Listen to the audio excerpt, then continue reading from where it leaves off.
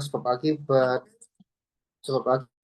gitu ya, tentang gerak, tentang kontingensi begitu ya, tentang argumen kalam dan lain-lain. Itu rumpun argumen kosmologi ya.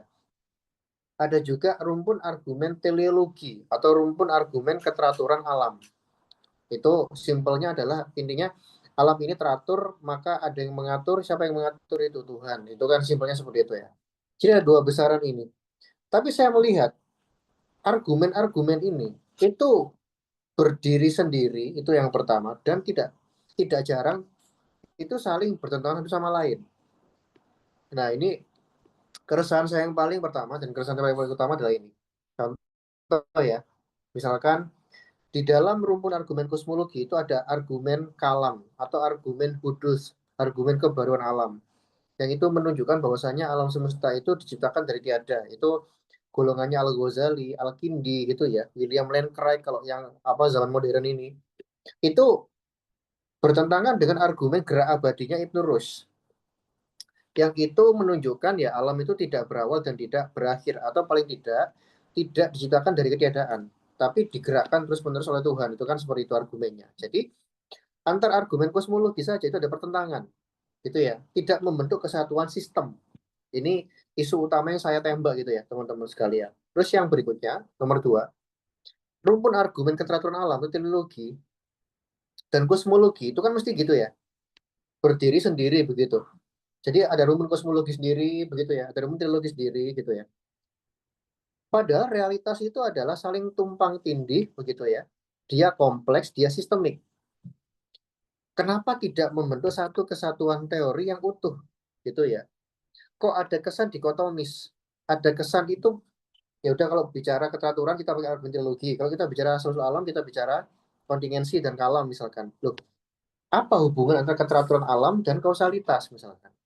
Antara argumen kalam dan argumen kausalitas itu seperti apa? Nah, ini yang seringkali lowong. Seringkali longgar itu di situ. Teman-teman sekalian, ini yang padahal realitas itu bersifat sistemik, ya toh, saling kait mengait begitu kan ya, saling berkesatuan, saling apa berkesesuaian satu sama lain. Maka kenapa kok ada dikotomi yang sangat tajam? Kosmologi sendiri, di trilogi sendiri. Kenapa tidak satu kesatuan sistem, teman-teman sekalian? Itu ya. Terus contoh lain misalkan, argumen kontingensi itu ada yang dia itu komitmen pada keterhinggaan, ada yang tidak komitmen pada keterhinggaan atau tak hingga. Contoh, misalkan argumen kontingensi yang dipopulerkan oleh Ustadz Nuruddin misalkan, arahnya cenderung seperti mengarah pada keterhinggaan begitu ya. Tapi Kak, oleh Leibniz misalkan, itu tidak mengharuskan pada keterhinggaan, tapi keterhinggaan juga bisa. Itu begitu. Ibnu Sina misalkan. Nah, itu bertentangan dengan argumentasi kalam. Jadi dalam rumpun itu sendiri ada pertentangan satu sama lain. Dalam rumpun kosmologi dan trilogi ini berdiri sendiri. Padahal realitas itu bersifat sistemik. Akhirnya saya mikir, iya ini harus ada teori sistem ini yang apa namanya tidak hanya menyatukan ya, tapi membongkar itu kan begitu, mendekonstruksi ini semua dan merekonstruksi itu yang terpenting ya teman-teman sekalian itu begitu. Lu kan sama dengan Jasir Auda Mas Gigi ini. Nah, nanti saya tunjukkan bedanya apa ya. Itu kan begitu. Nanti di bagian akhir ya. Itu keresahan saya yang pertama ya, yaitu ada banyak argumen tapi saling bertentangan atau berdiri sendiri. Keresahan yang kedua, kritik saya yang kedua adalah argumentasi adanya Tuhan itu kayak terpolarisasi menjadi dua ekstrim. Yaitu ada yang ekstrim science dominan, ada yang cenderung filsafat dominan. Contoh, misalkan cenderung pada science, misalkan teman-teman pernah nonton videonya Harun Yahya misalkan tentang penciptaan alam semesta misalkan, atau ceramahnya Dr. Zakir Naik, itu kan banyak menjelaskan teori Big Bang gitu ya, langsung disimpulkan oke, ini ada yang menciptakan Tuhan, itu kan begitu kan ya, cenderung pada saintifik kan begitu kan. Tapi kalau filsuf-filsuf zaman dahulu itu cenderung pada filsafat, misalkan argumentasi kalam begitu kan ya. Argumentasinya Mullah Sadr tentang kontingensi misalkan, argumentasi geraknya Ibn Rushd cenderung filosofis, sainsnya belum terlalu kental, ya wajar belum terlalu maju sains saat itu. Jadi cara pendekatan ini masih ada kayak apa ya, jomplang salah satu, itu kan begitu ya teman-teman sekalian, itu secara metodologis teoritis. Terus kesenjangan yang ketiga, yaitu kalau tadi antar argumen tidak membentuk sistem kesatuan yang utuh, sekarang saya masuk per argumen. Itu juga punya kelemahan yang mendasar gitu ya. Contoh ya, argumentasi kalam. Ini ya tadi Ghazali, William Lane Craig, terus siapa satunya itu tadi itu Al-Kindi terutama. Nah, itu dia itu fokusnya menunjukkan keterbatasan alam, kreasi ex nihilo, tapi dia tidak detail tentang mengkaji bagaimana prinsip-prinsip hakikat kausalitas misalnya. Prinsip-prinsip hakikat realitas misalkan itu nggak terlalu jadi penekanan gitu ya. Itu nanti dalam di argumen kontingensi, argumen yang kedua. Cuman argumen kontingensi juga punya kritik mendasar, yaitu apa? Dia itu posisinya tuh kayak kayak apa ya? Kayak ngambang gitu ya. Kalau dia gabung sama kalam ya dia terbatas, kalau enggak ya dia tak terbatas, tak punya awal dan tak punya akhir gitu kan begitu. Dan baik kalam maupun kontingensi cenderung itu mudah menyimpulkan atau cepat menyimpulkan ketika alam itu diciptakan, oke, maka Tuhan yang menciptakan. Jadi semudah itu gitu ya. Apa menurut saya itu terburu-buru teman-teman, karena apa? Ya harusnya kan tidak hanya basicnya tentang alam, filsafat, tapi semua semua yang mungkin ada di luar alam, harusnya seperti itu ya. Itu kan begitu kan. Belum lagi argumen teleologi ya, yang itu tadi ya. Bagaimana argumen teleologi itu apakah dia berkomitmen pada keterhinggaan atau ketahinggaan? Karena dia fokus pada desain, keteraturan, tujuan, fungsi, harmonisasi. Fokusnya di situ. Tapi apakah alam terbatas apa nggak terbatas? Dia kurang menekankan itu. Oke, isu berikutnya apa? Ada fakta yang menunjukkan kekacauan. Jadi menurut hukum termodinamika yang kedua, teman-teman sekalian, alam semesta itu, realitas itu, makin lama makin maju waktu, maka kekacauan itu bertambah. Keteraturannya menurun. Ini banyak kita temui ya tentang umur diri manusia misalkan, tentang benda elektronik misalkan, dan lain-lain. Itu kan makin lama bukan makin bagus, tapi makin chaos gitu ya.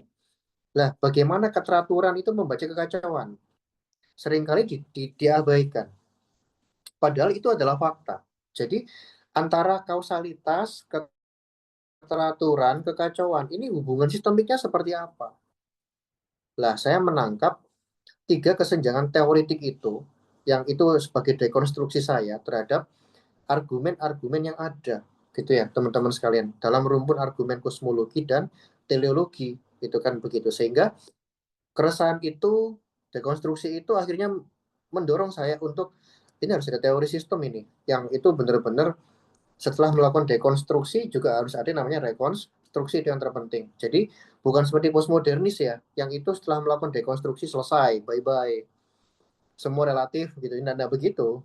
Akhirnya kan orang tambah bingung, bingung begitu ya. Jadi harus ada rekonstruksi sistemik gitu ya teman-teman sekalian. Ini penting saya sampaikan, kesenjangan teoritik. Kenapa? Itu nanti yang jadi posisi saya, apa yang membedakan saya dengan argumen-argumen itu nanti. Ini perlu perlu perlu dilihat dari awal ya, agar nanti tahu perbedaan saya, terus saya mengisi celahnya di mana itu teman-teman sekalian. Itu seperti itu ya. Oke, saya lanjut terlebih dahulu. Lah, lalu saya memutuskan ini harus ada solusi teori sistem. Nggak hanya teori, paradigma yang lebih dasar. Jadi paradigma dan teori sistem yang itu menyelesaikan bagaimana merekonstruksi hubungan sistemik antara sebab akibat, keteraturan dan kekacauan. Ini saya yakin ada apa ya? Ada ground, ada bangunan sistem yang utuh, tidak dikotomis tadi, kosmologi sendiri, teologi sendiri. Lah, akhirnya saya oke, ini paradigma harus paradigma sistem. Itu gitu teman-teman sekalian. Tolong ditangkap dulu ya. Nah, lalu paradigma ini nanti berefek pada perumusan teori. Beda paradigma sama teori apa, Mas Kiki? Tentu kita semua tahu ya, paradigma itu cara pikir. Kalau teori itu adalah pola generalisirnya gitu ya. Pola generalisir sistem konsepnya gitu ya. Itu teori. Jadi teori turunan dari paradigma, teman-teman sekalian. Jadi saya mendekonstruksi paradigma sekaligus teori argumen adanya Tuhan yang ada. Selama ini ya, selama ratusan ribuan tahun ini ya, teman-teman sekalian. Walaupun ini kajiannya sangat tua, tapi saya menemukan gap yang luar biasa besar. Jadi belum selesai menurut saya masalah argumen adanya Tuhan ini. Itu seperti itu. Oke, ini note ya, catatan ya. Mungkin teman-teman menebak-nebak gitu ya. Nama teorinya kosmoteleologi. Allah ini paling-paling ya gabung-gabungan antara argumen kosmologi dan teleologi itu kan begitu.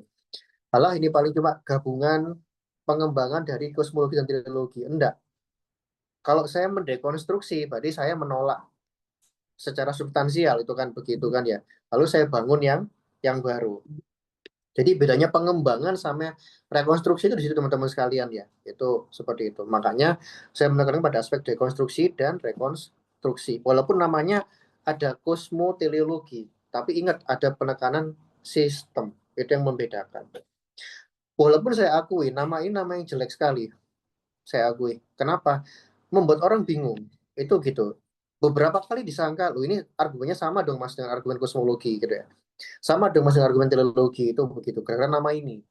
Tapi ya gimana ya? Ini kan nama dihasilkan atas apa namanya itu uh, ujian disertasi ya. Jadi bukan saya murni yang itu menghasilkan, tapi coba mas nama ini mas agar sampean tidak kehilangan spirit dialektikanya dengan argumen kosmologi dan teleologi. Tapi kasih nama sistem agar jadi kekhasan. Oh ya udah siap Prof, enggak apa-apa. Jadi ada begitunya.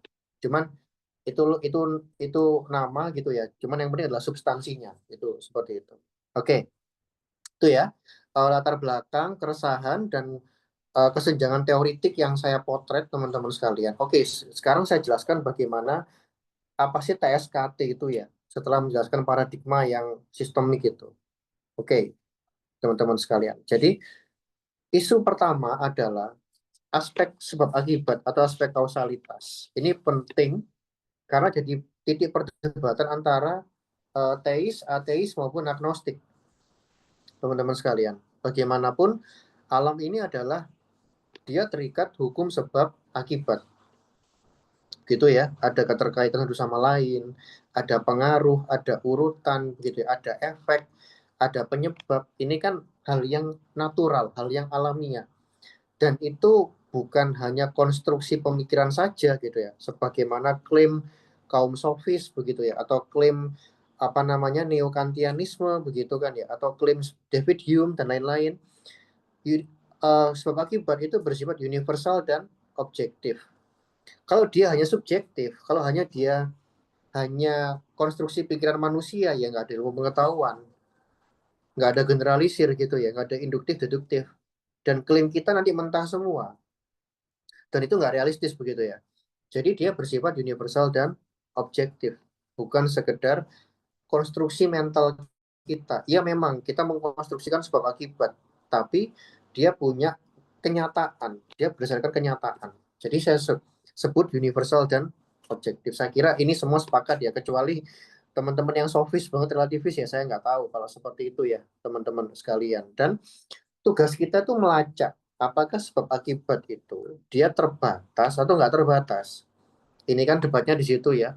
Kalau terbatas, apa konsekuensinya begitu ya. Kalau nggak terbatas, apa konsekuensinya. Nanti ada konsekuensi-konsekuensi yang berbeda-beda, itu kan begitu kan. Sehingga ini menjadi penting. Dan kausalitas itu nanti berefek pada bagaimana kita memandang keteraturan misalkan. Itu penting sekali ya. Karena bagaimanapun dia itu ada hubungan nanti ya antara kausalitas, keteraturan dan kekacauan. Itu gitu teman-teman sekalian. Ini masih masih opening ya. Kan begitu ada kausalitas begitu ya. Ada juga yang namanya keteraturan. Alam juga teratur. Lu kok bisa Mas di alam kok teratur? Karena kita punya pola. Kita punya pola yang itu siklus konsisten ya teman-teman sekalian. Jadi dalam artian ada kesatuan sistem yang memiliki tujuan, fungsi, kedudukan, dan siklus terpola, begitu kan. Ada banyak contohnya, misalkan siang dan malam, ya, rotasi bumi, revolusi bumi, rantai makanan, siklus tubuh, siklus kelahiran, itu kan membentuk suatu keteraturan ya. Ada pola yang sangat rapi kan begitu kan. Ada fungsi dan tujuan. Itu juga nggak bisa diabaikan. Mungkin sebagian orang ngomong ya, teratur itu subjektif. Nah ini saya nggak sepakat. Kenapa? Karena tadi kalau dikatakan subjektif, maka kita nggak bisa menarik pola tuh. Pola yang teratur itu kan begitu ya. Nah, jadi dia juga bersifat universal dan dan objektif. Dari situ ilmu pengetahuan lahir, ada pengulangan kan begitu. Kita mengetahui pola, mencari pola yang baru, menginduktifkan begitu ya. Terus mendeduktifkan dan sebagainya teman-teman sekalian. Jadi itu di situ kan begitu kan. Cuman ada cumannya gitu ya. Ini bridging dengan halaman berikutnya. Keteraturan pun tidak stagnan, tapi dia juga mengalami penurunan. Ini juga fakta yang sering kita temui ya. Misalkan tubuh kita gitu ya, itu kan makin lama makin tua gitu kan. Bener makin dewasa, makin lengkap, sempurna gitu ya. Tapi makin tua, makin makin apa namanya, makin kesehatan kita makin menurun misalnya. Kita dulu punya motor gitu ya, bagus-bagus begitu terus sama kelamaan dia mengalami namanya aus, friksi dan sebagainya. Kalau di skala makro, ini yang sering kita pelajari begitu teman-teman. Energi matahari, energi bintang-bintang itu diserap oleh berbagai macam benda-benda langit selainnya ya dan sekelilingnya ya. Itu nggak dikembalikan kepada matahari lagi atau bintang lagi. Jadi lama kelamaan kan juga habis, turun teman-teman sekalian. Maka masuk yang oh sorry, ini nih itu keteraturan ya. Lah, keteraturan itu memiliki tiga aspek mendasar ya. Lebih dari ini juga ada, tapi ini aspek yang paling fundamental. Yang pertama ada tujuan atau akhir, karena dia sebagai kayak visi begitu ya. Dia sebagai sebagai visi maju ke depannya seperti apa, teman-teman sekalian. Kesatuannya lah, tujuan akhir itu membentuk yang namanya unsur-unsur itu mengarah pada tujuan tersebut. Terus dia itu ada fungsi kedudukan satu sama lain yang berulang-ulang, teman-teman sekalian. Nah, itu namanya fungsi dan siklus. Itu nanti membentuk namanya keteraturan. Itu seperti itu. Nah, ini ada variabel yang ketiga tadi, isu ketiga yaitu isu kekacauan. Keteraturan tadi tidak stagnan, tapi dia menurun ya, teman-teman sekalian. Tidak stagnan. Artinya begini, oh pernah teratur begitu ya, dia menuju pada bentuk yang paling tinggi begitu. Terus lama-kelamaan dia mengalami penurunan. Artinya kekacauan ini juga nggak bisa ditolak gitu ya. Kekacauan ini tidak bisa dipisahkan dengan keteraturan, dengan kausalitas. Ini tuh satu gitu loh, kesatuan sistem teman-teman sekalian. Jadi nggak benar kalau misalkan itu dikotomiskan rumpun kosmologi sendiri, rumpun teologi sendiri. Ini nanti nggak akan bisa melihat realitas yang bersifat utuh sistemik seperti ini, teman-teman sekalian. Itu ya, itu kita membuka definisi antara kausalitas, keteraturan, dan kekacauan. Terus seperti itu. Sekarang kita membedah satu persatu ya. Hakikat masing-masing itu kayak apa sih, teman-teman sekalian. Oke, ini hakikat sebab akibat. Jadi, kenapa kok perlu membedah hakikat? Karena ingat dalam suatu sistem itu harus ada fondasi terlebih dahulu. Kalau kita bangun rumah ya, teman-teman ya, harus punya fondasi terlebih dahulu. Fondasi yang kuat, fondasi yang paling radikal, fondasi yang paling mendasar. Itu penting. Nah, kita masuk pada apa sih hakikat kausalitas? Kalau teman-teman ateis, itu nggak mau tanya seperti ini. Nggak usah tanya seperti ini, Mas Gigi. Buat apa? Karena kausalitas itu hal yang paling dasar. Loh, enggak, ada lebih dasar lagi nanti. Nah, nanti kita masuk, kenapa sebab akibat itu kok bisa ada? Ini penting, karena hakikat itu menunjukkan siapa dirinya, begitu ya. Apa kekhasannya, kan begitu kan ya. Sebagai fondasi tadi ya, teman-teman sekalian.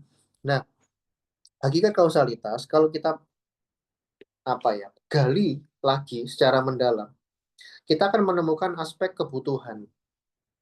Jadi, kenapa kita tergantung satu sama lain? Kenapa kita ada hubungan, ada pengaruh begitu ya. Karena kita saling membutuhkan. Bukan hanya manusia yang saling membutuhkan, semuanya. Kenapa saling membutuhkan? Karena kita saling berkekurangan. Kekurangan ya. Itu kan begitu kan. Lah kekurangan ini adalah hakikat paling dalam. Lu kok bisa, Mas? Kenapa bukan hakikat itu adalah ada gitu ya. Kalau kita menggunakan hakikat paling dalam adalah ada, nanti akan ke circular logic gitu ya. Kok bisa? Sebab akibat juga ada, keteraturan juga ada gitu ya, kekacauan juga ada gitu kan. Ada itu kan umum gitu. Maka nanti akan berputar kembali. Kekurangan ini adalah hakikat yang itu mendeterminasi sehingga sudah cukup alasan harus terjadi sebab akibat. Kalau nggak ada kekurangan, nggak ada kebutuhan, nggak ada kausalitas, logikanya seperti itu. Kalau nggak, hanya ada apa namanya realitas-realitas, tapi tanpa jelas ini asal muasalnya dari mana, kan nggak mungkin seperti itu. Maka kekurangan adalah hakikat yang paling dalam. Lo kan sama dengan mula sadra, Mas. Nanti saya tunjukkan bedanya di mana ya, nanti ya di bagian akhir ya. Itu seperti itu. Hal itu menyebabkan gradasi realitas. Lah ini nanti langsung mungkin di sama dengan mula sadra. Saya tunjukkan nanti bedanya apa ya, teman-teman sekalian.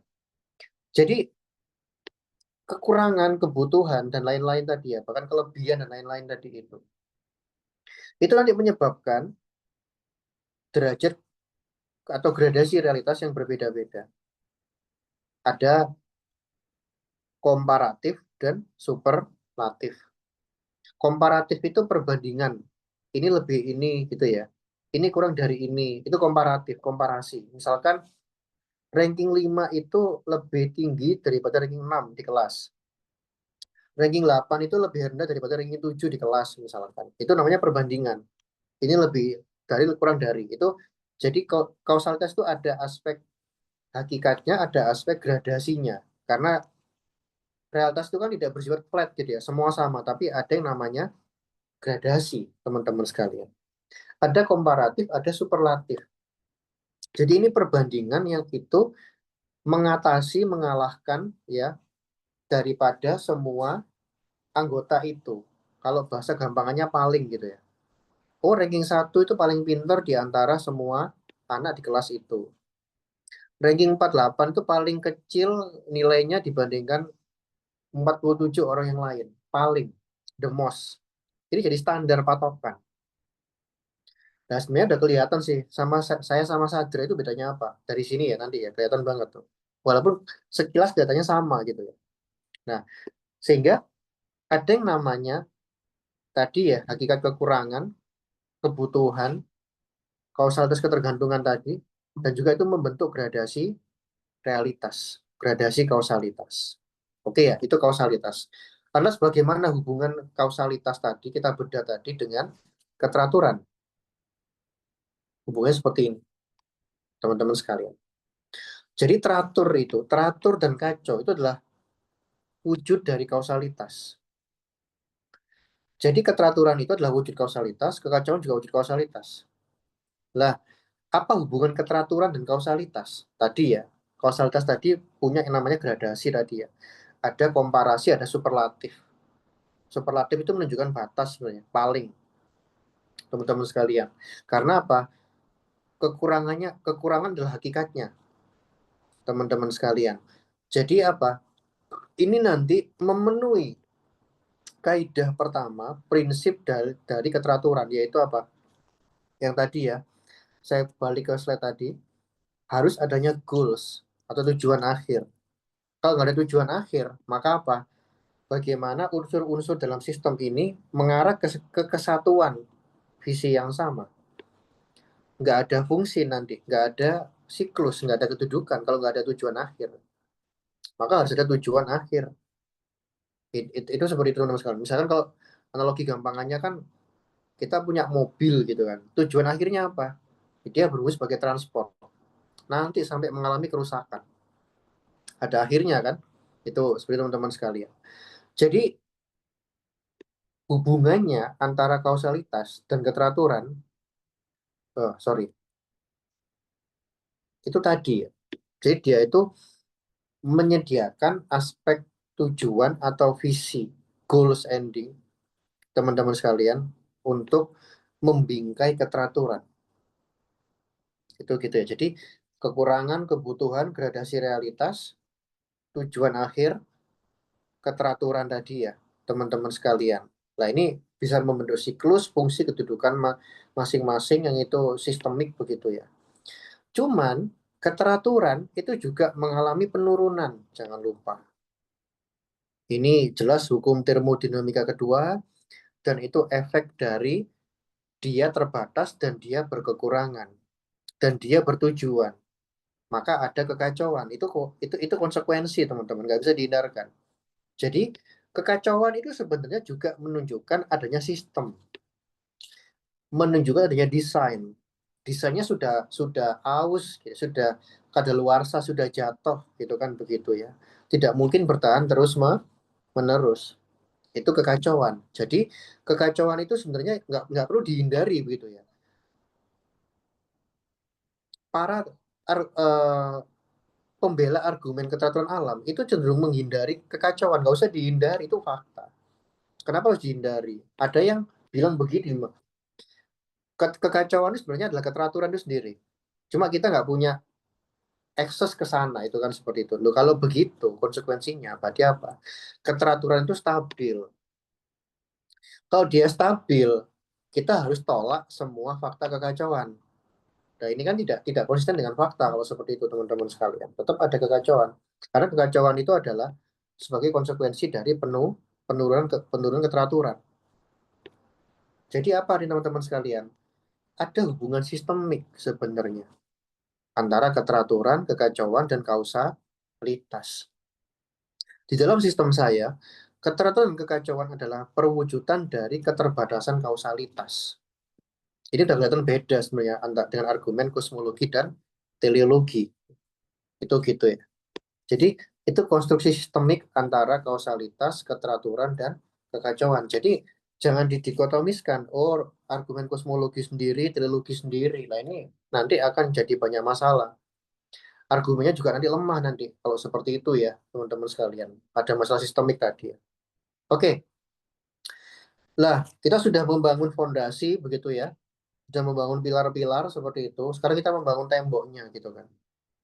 Saya bicara analogi ya. Jadi selain menggunakan filsafat sebagai pendekatan utama, dalam riset ini saya juga sifatnya transdisipliner ya. Saya juga menggunakan sains modern, utamanya kosmologi modern begitu ya. Karena kosmologi modern itu bisa membantu untuk menjelaskan mekanisme gitu ya, penunjang gitu ya, mekanisme asal-usul alam. Tapi nanti yang dominan pemaknaan asal-usul alam ya filsafat lagi, teman-teman sekalian. Jadi konstruksi filsafat tadi yang itu kausalitas, keteraturan, kekacauan itu kita baca tentang bagaimana mekanisme asal-usul alam semesta, teman-teman sekalian. Nah, kita bicara teori ledakan besar, teori Big Bang ya, teman-teman sekalian. Kenapa pakai teori Big Bang, Mas Gigi? Kok yakin betul dengan apa? Dengan teori ini ya? Karena teori ini tuh memiliki banyak bukti secara empiris bahkan konsisten secara matematis dan juga yang paling memuaskan untuk menjelaskan asal-usul alam dan konsisten dengan tadi ya apa bangunan sistem yang saya bangun tadi itu konsisten begitu. Jadi teori Big Bang itu singkatnya adalah dia menjelaskan alam semesta itu bermula dari titik teramat kecil gitu ya, singularitas. Jadi punya awal mula alam semesta itu. Dan alam semesta itu berumur 13,8 miliar tahun kira-kira gitu ya, menurut perhitungan terbaru. Jadi umurnya terbatas, bukan umur tak terhingga, tapi terbatas. Kalau alam semesta itu tanpa awal, tanpa akhir, harusnya umurnya tak terhingga, harusnya. Bukan 13,8 miliar tahun yang definitif, yang terbatas, walaupun besar. Nah, Big Bang juga menjelaskan awal mula ruang dan waktu, gitu ya, di mana hukum-hukum fisika itu runtuh ketika dia meledak begitu ya, dia mengembang, sorry, maka dia itu dalam posisi keteraturan yang sangat tinggi, kadar keteraturan itu sangat tinggi, lalu mengalami penurunan seiring waktu tadi ya, menurut hukum tadi ya, termodinamika kedua dan keteraturan itu menurun menjadi kekacauan. Alam semesta nggak langsung jadi seperti sekarang, tapi bertahap, berkembang dari titik teramat kecil. Ini kan sifat-sifat relatif ya, teman-teman sekalian. Jadi alam itu ketika ini ya, misalkan 10 pangkat min 32 detik, awal-awal itu Big Bang, keluar begitu ya. Nah, itu tiga gaya dasar, nuklir lemah, nuklir kuat, dan elektromagnetik, dia berpisah dengan gravitasi. Makanya dia mengembang begini, gravitasinya makin melemah gitu ya. Terus tiga gaya dasar ini juga berpisah satu sama lain, ya teman-teman sekalian. Terus nggak langsung pembentukan galaksi gitu, bumi enggak, tapi pelan-pelan. pembentukan quark dulu, lepton terlebih dahulu, atom dan lain-lain itu saya pembentukan materi, antimateri gitu kan, saling menghancurkan kan begitu kan ya. Terus juga apa namanya ada namanya recombination yaitu tadi ya materi antimateri tadi, terus lebih banyak materi gitu kan. Habis gitu apa masa pembentukan gas kosmik, debu kosmik, jadilah bumi, bintang dan lain-lain itu terus mengembang. Nah, terus mengembang ini hukum termodinamika kedua juga bekerja. Keteraturan makin lama makin menurun. Jadi sebenarnya mekanisme alam semesta, mekanisme memulainya saja itu menunjukkan tadi ya hubungan antara keterbatasan, keteraturan dan kekacauan sebenarnya ya teman-teman sekalian itu seperti itu. Oke, lanjut kita coba menalar ya. Artinya teman-teman sekalian, apa sih efeknya? Apa sih konsekuensi filosofisnya ya? Teori Big Bang ini punya punya efek yang luar biasa ya. Walaupun dia tidak menggantikan teori filsafat tentunya, karena dia fokusnya tentang menjelaskan mekanisme asal mula alam, teman-teman sekalian. Jadi kita bisa menafsirkan bahwasanya alam itu memiliki awal mula atau keterbatasan. Nggak hanya awal mula, tapi akhir. Itu ya teman-teman sekalian. Karena based on konstruksi kausalitas, keteraturan, dan kekacauan tadi, teman-teman sekalian. Keterbatasan ini bukan hanya keterbatasan ruang, waktu, materi, energi, tapi juga bersifat keterbatasan eksistensial. Ya, karena apa tadi hukum fisika runtuh, jatuh gitu ya, teman-teman sekalian. Dan juga dia kekurangan dan keterbatasan tadi ya. Maka apa konsekuensinya adalah creatio ex nihilo. Lo kan sama dengan argumen kalah Mas Gigi. Nah, nanti saya tunjukkan bedanya saya apa. Itu gitu ya. Itu agak tricky nih memang. Tapi nggak ada masalah. Nanti kita akan debat di situ juga nggak apa-apa. Nah, akhirnya apa? Teman-teman sekalian, teori Big Bang sekalipun, asal mula alam sekalipun, itu menunjukkan alam bermula yang itu menunjukkan keterbatasan dan keteraturan yang makin lama makin menurun begitu ya. Itu ada begitunya, teman-teman sekalian. Artinya apa? Teori Big Bang stop di situ ya, sampai singularitas itu. Sisanya yang berbicara apa ya? Filsafat. Karena hukum fisika sudah runtuh. Maka ini mainannya filsafat gitu ya. Kita bicara tentang makna gitu ya. Kenapa, bagaimana, itu kan seperti itu. Artinya kalau konsisten dan konsekuen, alam itu tidak ada lalu ada. Karena dia tadi ya, keterbatasan eksistensial. Tidak ada menjadi ada. Ini hal yang tricky sekali gitu. Loh, apa bisa Mas tidak ada menjadi ada? Saya jawab bisa. Karena itu konsekuensi paling logis, yaitu apa? Ketika dia itu terbatas. Artinya bukan tidak ada terus ada mengadakan dirinya sendiri. Kalau begitu nggak bisa memang. Artinya tadi apa? Alam semesta itu ada yang mengadakan. Tentu yang mengadakan bukan materi, energi, ruang, dan waktu. Atau alam semesta itu sendiri, enggak. Tapi di luar materi. Nah, ini kan sama dengan kalam, Mas. Apa yang baru gitu kan begitu. Nanti kita bahas ya. Saya sampaikan gini berkali-kali agar teman-teman tetap on ya, apa berdialektika ya, teman-teman sekalian. Artinya efeknya adalah ada konsekuensi yaitu berarti alam itu dia created, dia diciptakan, dia diadakan, dia disebabkan, bukan menciptakan dirinya sendiri. Berarti kalau bukan material, bukan energi ruang dan waktu, maka yang di luar yang terikat ruang dan waktu gitu ya, yang di luar yang terikat material, maka apa? Harus yang bersifat yang goib begitu ya. Harus yang bersifat yang imaterial, teman-teman sekalian. Artinya di sini berarti apa? Efek keterbatasan itu ya tadi ya berefek pada penciptaan. Yang menciptakan itu di luar itu semua, teman-teman sekalian. Itu seperti itu. Wah, berarti Tuhan ketemu dong Mas Gigi. Oh, belum, santai saja dulu. Belum. Belum sampai seperti itu. Belum secepat itu ya. Belum belum bisa disimpulkan seperti itu. Nah, itu udah kelihatan ya. Bedanya saya dengan argumen kalau sama kontingensi kan kelihatan banget di sini. Nah, karena keterbatasan data kita gitu ya. Kita kan terbatas data tuh. Kalau ruang waktu materi ya kita bisa men-track gitu ya dari peninggalannya. Oh, alam semesta meluas maka dulu kecil. Masalah kita nggak punya data sekarang. Kita akhirnya muncul yang namanya spekulasi gitu ya. loh imateri itu apa gitu ya. Ini jangan langsung disimpulkan, oh itu Tuhan. Itu kan biasanya argumen kontingensi gitu ya. Argumen kalam juga seperti itu, kecenderungan saya tidak seperti itu. Jangan secepat itu ya dalam menyimpulkan. Apakah itu kan ada tadi beberapa kemungkinan gitu ya. Apakah imaterial ini itu adalah mutlak satu, ataukah masih terikat kausalitas, mundur begitu, tapi terhingga. Tiga kemungkinan ya. Apakah mundur tak terhingga infinity grace? Ya, kita harus selesaikan ini dulu. Jangan langsung disimpulkan begitu kan. Kayak misalkan William Lane Craig begitu ya. Dia menggunakan pisau cukur Occam. Pisau cukur Occam ya, prinsip kesederhanaan itu ya. Nggak usah mikir yang aneh-aneh, langsung simpulkan aja Tuhan itu yang mutlak. Andrew Luck juga seperti itu.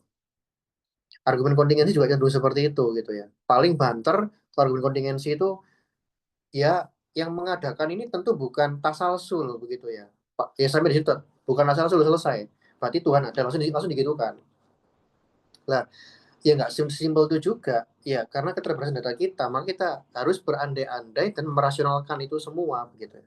Nggak cukup dengan bisa cukur Occam, nggak cukup hanya tentang kajian alam itu relatif bisa ada bisa tidak maka Tuhan begitu ya atau sekedar mengkritik ketaigaan terus selesai tidak begitu.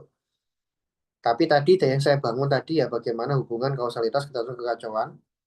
Terus menalar juga ini apakah mutlak atau imaterial yang terbatas atau nggak terbatas. Nah teman-teman sekalian ini pentingnya melakukan generalisasi gitu ya, generalisasi secara induktif. Ini pentingnya di situ. Jadi alam ini yang kita tahu, teman-teman sekalian, itu adalah hasil dari kausalitas, produk kausalitas. Maka imaterial sekalipun, kalau dia ada lebih dari satu, ada banyak jama, dia juga terikat kausalitas. Yang terikat kausalitas tentu tadi terikat tadi berbagai macam atribut tadi, keterbatasan tadi. Apakah dia terikat keteraturan? Kita nggak tahu, nggak ada data. Yang pasti ada kekurangan, begitu kan? Ada kebutuhan, ada ketergantungan dan keterbatasan tadi. Ada kesamaan substansi di situ. Bedanya ini material, ini imaterial.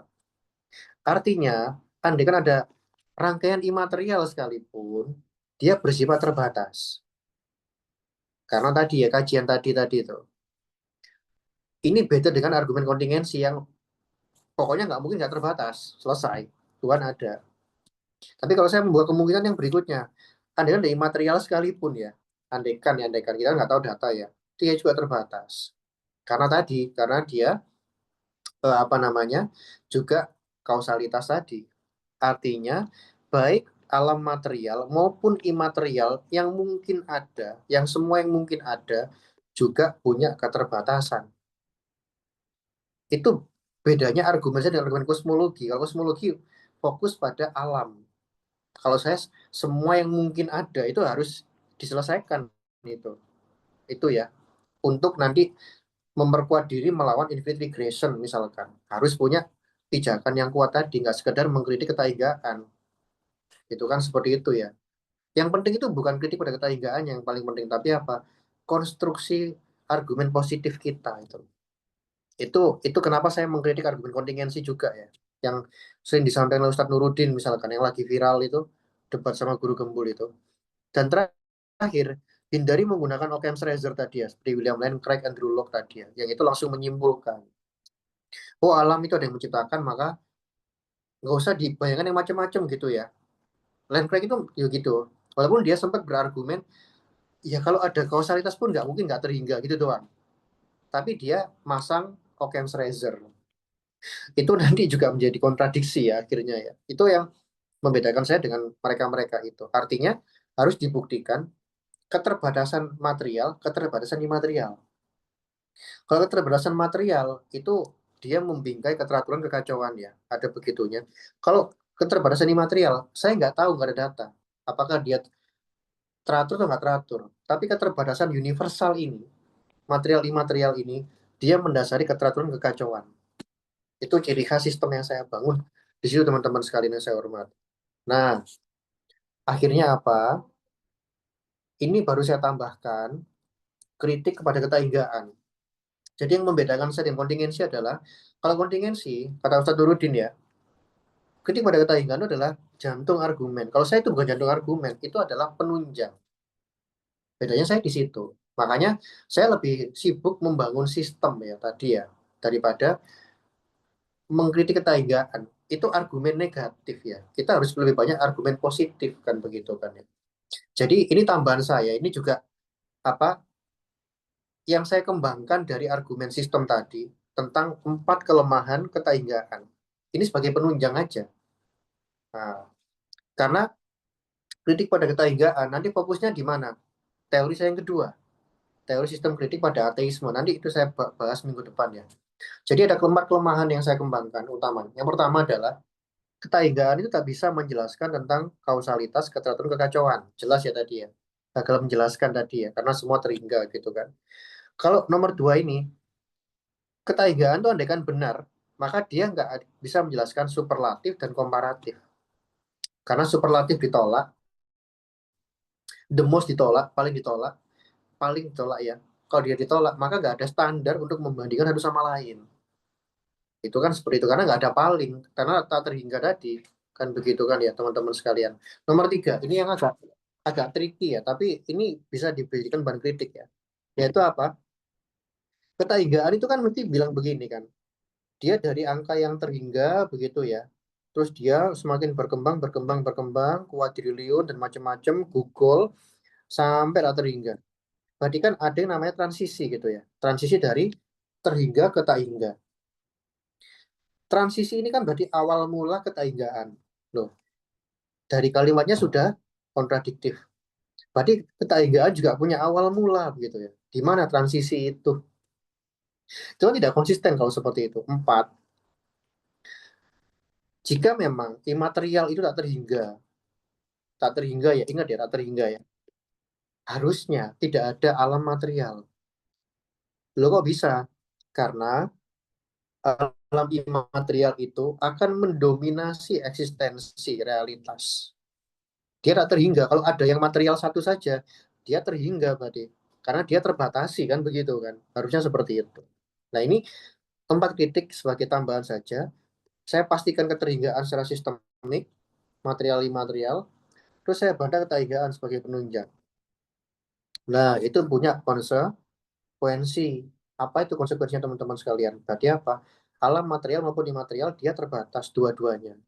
Artinya, andai kan ada rangkaian imaterial sekalipun, maka terjadi penciptaan 2 kali. Nah, ini yang membedakan saya dengan kalam ya. Kan udah kelihatan bedanya seperti ini teman-teman sekalian. Artinya mereka semua, material dan imaterial, itu diciptakan dari tiada. Itu kan seperti itu kan. Keteraturan kekacauan yang bertambah adalah karena menunjukkan keterbatasannya secara sistemik. Ini solusi sistemik tadi ya, kausalitas, keteraturan, dan kekacauan. Sehingga segala yang ada dan yang mungkin ada yang terbatas tidak menciptakan mereka sendiri, diri mereka sendiri. Itu konsekuensi keterbatasan, teman-teman sekalian. Artinya apa? Keterbatasannya tadi itu, kekurangannya tadi itu, superlatif dan lain-lain tadi itu menunjukkan kemendesakan gitu ya, yang itu mengatasi kausalitas keteraturan kekacauan. Dan itu mendesak terhadap kebutuhan yaitu kepada eksistensi yang itu berkebalikan total dari yang relatif. Artinya apa? Dia membutuhkan mohon maaf ya agak semrawut ya saya dari HP soal presentasinya ini. Maka dia itu apa namanya itu dia membutuhkan eksistensi yang itu mutlak, yang itu menciptakan segala sesuatu. Tentu eksistensi yang mutlak ini ya dia nggak terikat kekurangan, terikat kebutuhan, ketergantungan, kekacauan, keteraturan dan lain-lain tadi ya, sifat-sifat makhluk tadi itu, sifat-sifat relatif tadi itu bahasanya kebalikan, maka apa? Harus ada pencipta yang maha mutlak.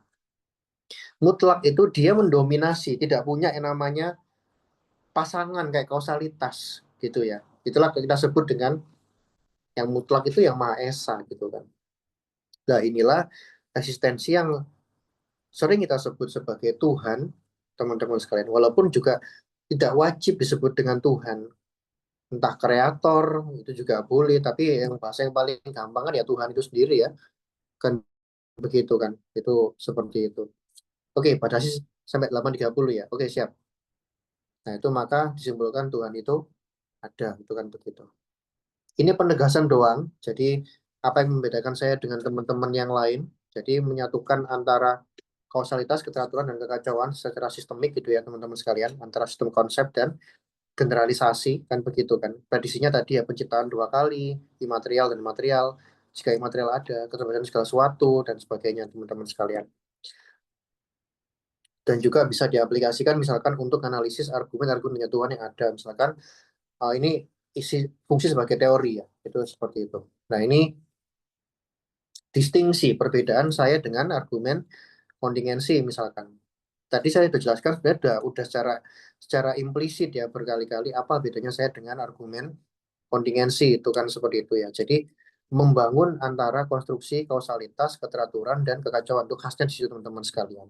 Argumen kontingensi paling banter dia menunjukkan oh alam ini bisa ada bisa tidak maka membutuhkan yang mencipta gitu ya. Nggak sesimpel itu kan begitu kan. Atau paling banter ditambahi dengan argumen keterikatan ya nggak sesimpel itu juga teman-teman sekalian atau ditambahi bisa cukur okam misalkan ya saya nggak seperti itu ya bedanya teman-teman sekalian lah apa bedanya saya dengan mula sadra misalkan mula sadra itu dia menjadikan ketergantungan sebagai hakikat realitas kalau saya kekurangan bedanya di situ walaupun mula sadra itu juga membahas apa namanya keterbatasan dan lain-lain tapi nggak membentuk sistem mana yang paling radikal itu kan seperti itu ya nggak membentuk sistem seperti itu. Nomor dua, Mula Sadria itu gabungan antara irfani, filsafat, dan gnostik. Kalau saya murni peripatetik filosofis gitu ya. Paling banter ditunjang oleh sains modern. Ada gradasi realitas, tapi Mula Sadria itu mengarah kepada, ingat Mula Sadria itu bukan kreasi ex nihilo, bukan. Tapi dia itu lebih ke emanasi gitu ya teman-teman sekalian. Satu kesatuan wujud tapi beda gradasi. Saya nggak seperti itu. Tuhan dalam sistem saya itu bukan kesatuan wujud, enggak, tapi dia mengatasi wujud-wujud yang relatif. Itu yang membedakan itu di situ. Gradasi realitas saya itu mengarah pada keterbatasan, sedangkan mula tidak mengarah pada keterbatasan. Sadra mengarah pada emanasi, saya pada kreaso ex nihilo yang membedakan di situ. Dan sadra tidak ngomong no keteraturan dan kekacauan yang membedakan di situ ya, teman-teman sekalian ya. Ini saya agak cepat dikit ya, gak apa ya. Sama Romo Magnis Suseno itu juga kelihatan beda. Romo Magnis fokusnya pada argumen kontingensi dan kalam. Dan Romo juga meragukan argumennya sendiri ya. Dan ujungnya yang menarik itu statement, oke, alam itu relatif membutuhkan yang mutlak, langsung disimpulkan seperti itu. Tapi yang mutlak belum tentu Tuhan. Nah, ini kan ambigu kalau seperti ini. Berarti yang mutlak bisa selain Tuhan kalau seperti itu. Itu konsekuensinya ya, teman-teman sekalian. Yang membedakan di situ ya. Oke, saya agak skip agak cepat dikit nggak apa ya. Nah ini ya, ini yang membedakan saya dengan Ustadz Nuruddin misalkan. Kalau Ustadz Nuruddin tuh ketigaan sebagai jantung utama argumen. Kalau saya itu adalah dia adalah penunjang saja. Yang penting adalah bagaimana kajian sistemik tadi ya dan memastikan keterbatasan segala sesuatu, baik material maupun imaterial. Ujungnya ini apa sih kan begitu? Oh imaterial tapi dia terhingga gitu ya. Enggak cuman yang pasti nggak mungkin nggak bisa seumum itu gitu loh teman-teman sekalian. Itu gitu ya. Bedanya saya dengan kalam Craig ya saya singgung berkali-kali tadi ya udah tadi teman-teman sekalian ya jadi Craig itu pakai bisa cukur okam khasnya kalau saya menggunakan penalaran kausalitas tadi ya bagaimana keteraturan dan kekacauan itu kesatuan kalau Craig itu punya argumen kalam sendiri keteraturan sendiri moral sendiri bahkan argumen kebangkitan Yesus sendiri itu yang membedakan saya dengan Craig cuma menumpuk banyak bukti tapi nggak membentuk satu sistem dia teman-teman sekalian ya masuk dengan ini Andrew Locke muridnya ya teman-teman sekalian itu juga apa tidak membangun bagaimana hubungan kausalitas dan keteraturan, tapi cuma karena alam ini teratur membutuhkan Tuhan yang intelijen. Nah, itu yang gitu doang yang membedakan di situ, teman-teman sekalian. Terakhir dengan argumen teleologi itu juga oh bedanya juga juga jauh ya. Cuman paling banter lo kan sama-sama menggunakan aspek tujuan dan sistem betul. Tapi dalam sistem saya tujuan dan keteraturan itu bukan sebagai oh berarti Tuhan itu ada enggak tapi dia sebagai wujud keterbatasan yang membedakan di situ teman-teman sekalian. Teleologi nggak bicara tentang kausalitas itu terbatas atau nggak terbatas, bagaimana kekacauan, bagaimana infinity grace itu nggak dibahas ya. teman-teman sekalian. Itu di situ.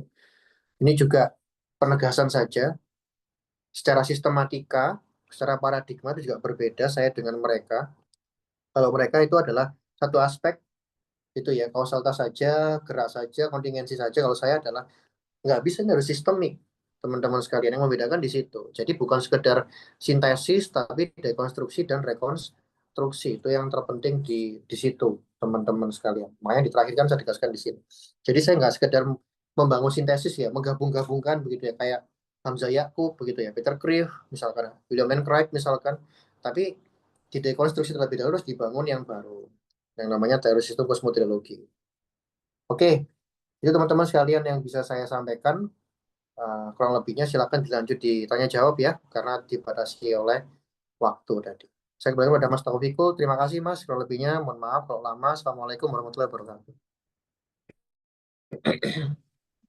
Waalaikumsalam warahmatullahi wabarakatuh. Lanjut tanya jawab ya, silakan. Ya, terima kasih Mas Dr. Gigi atas pemaparan yang sangat luar biasa atas materi teori sistem kosmoteleologi, disingkat jadi TSKT, kira-kira seperti itu. Oke, berlanjut kepada rangkaian acara selanjutnya, yakni tanya jawab ya. Namun sebelum itu ya, saya izin Mas untuk menanggapi atau ya juga mengajukan pertanyaan ya, seperti itu Mas. Melihat ya apa namanya fenomena yang sekarang sedang berkembang gitu Mas ya. Ya, tadi juga Mas ini dalam teorinya ini salah satu fiturnya tadi itu adalah keseimbangan antara filsafat dan sains, kira-kira seperti itu. Nah, dari saya kalau tidak salah ingat juga dilihat di disertasi Mas ya, sekilas-sekilas ya, di mana filsafat itu idealnya hubungan filsafat dengan sains itu filsafat mendasari kerja sains, dan sains itu meneliti mekanisme kerja alam, kira-kira seperti itu, atau mungkin nanti bisa dikoreksi. Nah, kira-kira saya ingin Mas elaborasi kira-kira mengapa dalam hal tertentu, dalam hal kemendasaran tadi ya, filsafat mendasari kerja sains ya, mengapa dalam hal itu sains harus ya nurut lah, harus manut dengan filsafat, dan mengapa bentuk hubungan ideal antara filsafat dan sains adalah sebagaimana yang diutarakan oleh Mas tadi, kira-kira seperti itu. Mungkin bisa ditanggapi terlebih dahulu gitu. Oke Mas, terima kasih Mas Taufikul. Ini pertanyaan yang sangat insightful ya, dan ini fundamental. Apalagi rame akhir-akhir ini ya, disebut filsafat itu nggak penting dan macam-macam.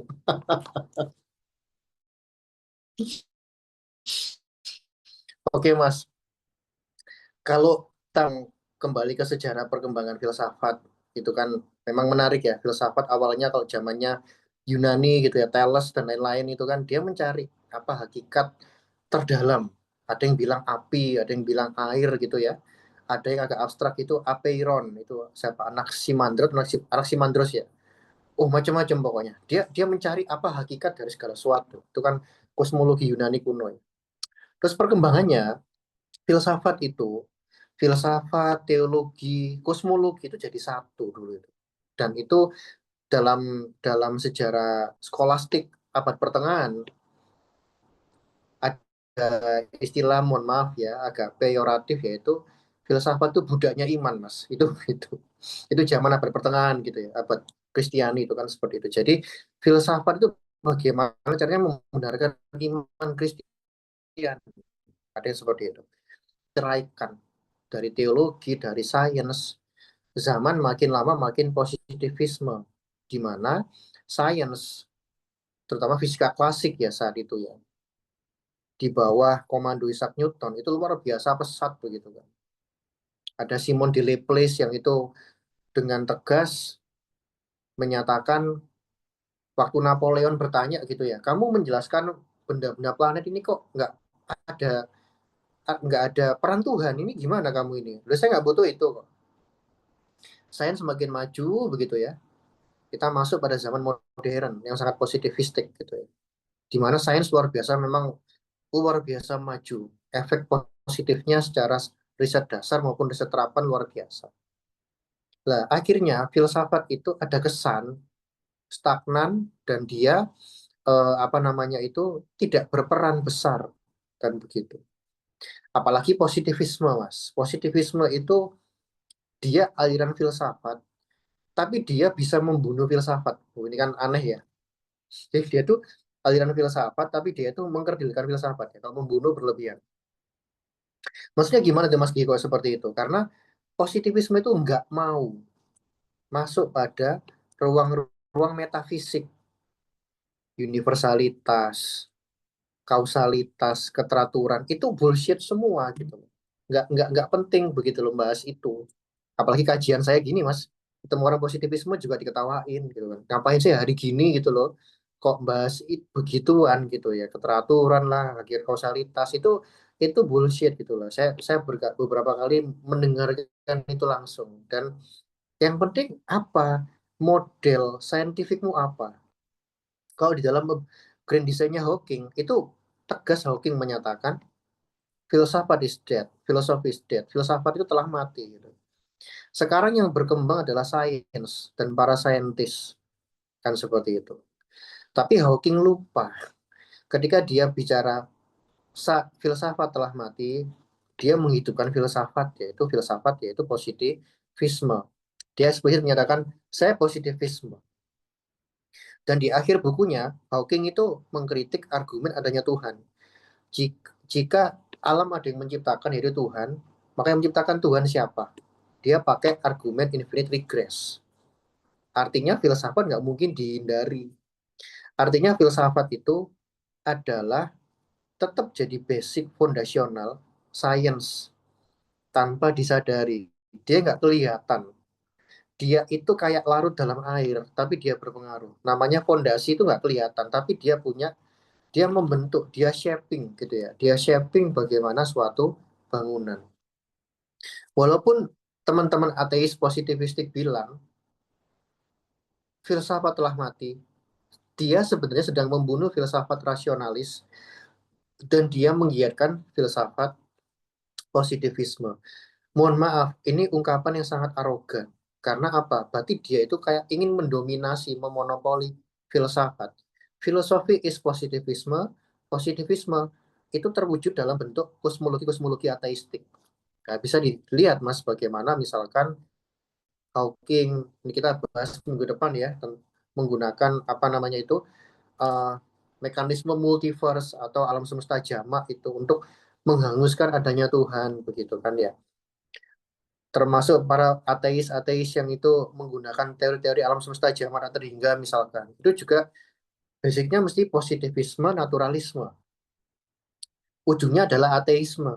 Jadi sains ini gimana pun menurut pada filsafat sebenarnya. Walaupun yang nampak mewarnai, yang kelihatan adalah sains, tapi ingat, sains itu adalah kayak dia itu perwujudan dari filsafat tertentu gitu ya. Kayak analogi rumah gitu, yang kelihatan dilihat bukan fondasinya, tapi apa? Wih, desainnya ini tuh bentuknya minimalis misalkan. Nah, artinya apa? Tetap bagaimanapun filsafat itu mendasari sains. Walaupun ada ungkapan tadi ya, misalkan sains tunduk pada filsafat. Saya jawab iya.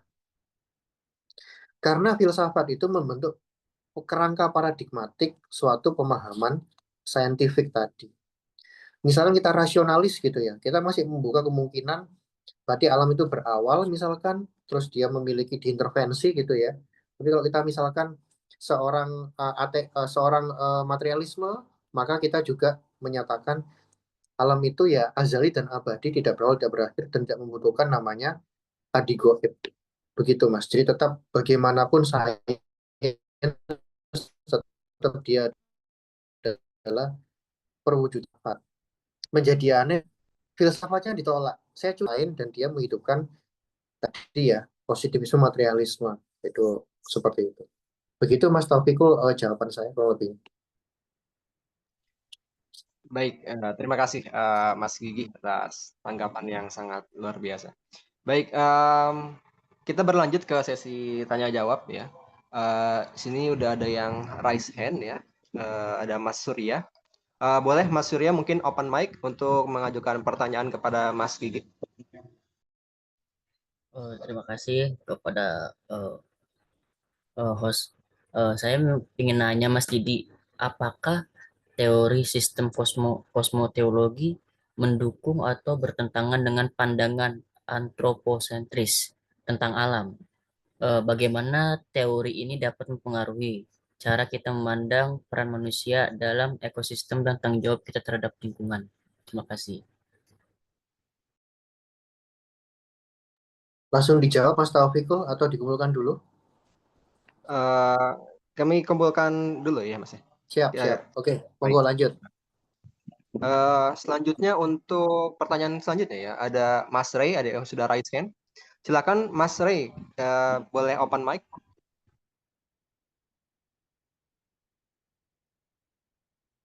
Oke, terima kasih buat Mas Taufik. Untuk Pak Gigi, saya coba bertanya. Tadi kan Pak Gigi menyampaikan kritiknya soal argumen kontingensi, bahwa misalkan argumen kontingensi yang dibawa Ustadz Nuruddin itu jantungnya berada pada keterhinggaan kausalitas. Tapi sejauh yang saya baca, misalkan argumen kontingensi milik Ibnu Sina, misalkan di dalam kitabnya beliau Isyarat, bagian metafisik itu, argumen itu dia tidak argumen yang beliau sampaikan tidak hanya membatasi dirinya pada keterhinggaan kausalitas saja, tapi beliau juga sudah menunjukkan bahwa argumen itu juga cocok untuk model keterhinggaan kausalitas. Tapi di sini beliau bilang bahwa sekalipun keterhinggaan kausalitas itu mungkin, tetap saja itu tidak menjawab pertanyaan why is there everything rather than nothing, atau kenapa ada sesuatu daripada tidak apa-apa. Menurut Pak Gigi sendiri, kira-kira apakah argumen kontingensi Ibnu Sina yang sudah mengantisipasi tentang keterhinggaan kausalitas juga ini masih kurang? Pertanyaan selanjutnya juga, saya pernah menyimak diskusi Bapak dengan bersama Apriyadi Yadi yang di YouTube. Waktu itu kalau tidak salah di channel YouTube Odyssey Filsafat, kalau tidak salah itu. Saya Ya, tidak betul, sempat betul. menonton bagian fullnya, tapi bagian akhirnya itu ketika diminta pendapat Bapak, ketika ditanya, Bapak menyebutkan bahwa sistem yang Bapak bawa tidak mencakup soal bagaimana permasalahan problem of evil. Kira-kira apakah nanti ke depannya sistem ini bisa ditingkatkan atau diperbarui lagi untuk mencakup pertanyaan seperti problem of evil, atau mungkin permasalahan filsafat agama lainnya, mungkin seperti itu. Terima kasih.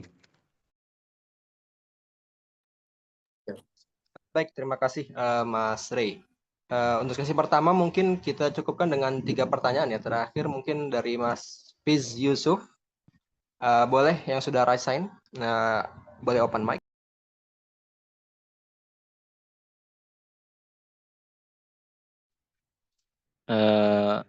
Halo, halo. Iya, Ya, Mas. silakan. Nah, jelas. Ya, terima kasih moderator yang telah memberikan kesempatan untuk bertanya. Mas Gigi, saya ingin bertanya, sebetulnya yang dimaksud Mas Gigi dalam disertasi itu apa yang dimaksud dengan keterbatasan realitas gitu ya? Kan tadi Mas Gigi udah menjelaskan bahwa alam semesta itu karena dia comparable, maksudnya comparable itu dia segala hal yang terhimpun dalam alam semesta itu dapat dibandingkan. Jadi itu sebetulnya telah secara tidak langsung atau langsung menunjukkan keterbatasan, kan seperti itu.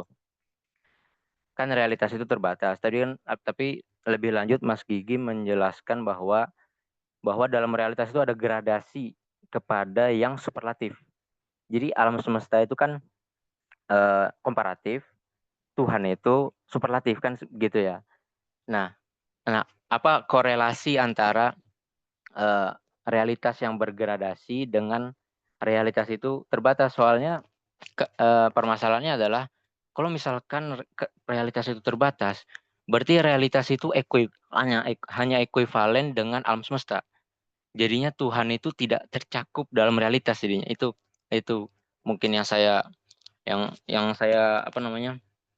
pahami. Lalu kemudian kausalitas itu sendiri ya. Saya memahami kausalitas itu sebetulnya tidak relatif. Maksudnya kausalitas itu kan terdiri dari sebab dan akibat gitu ya. Nah, hubungan antara sebab dan akibat ini mutlak. Maksudnya mutlak itu dia seperti kita, kalau kita coba pelajari prinsip validitas di dalam logika, logika itu valid kalau premisnya benar, logika itu invalid kalau premisnya benar tapi ternyata kesimpulannya salah, maka argumennya tidak sah. Nah, kausalitas itu saya kira cara kerjanya seperti itu. Jadi kalau misalkan sebabnya benar tapi ternyata akibatnya salah, maka kausalitas itu tidak sah gitu.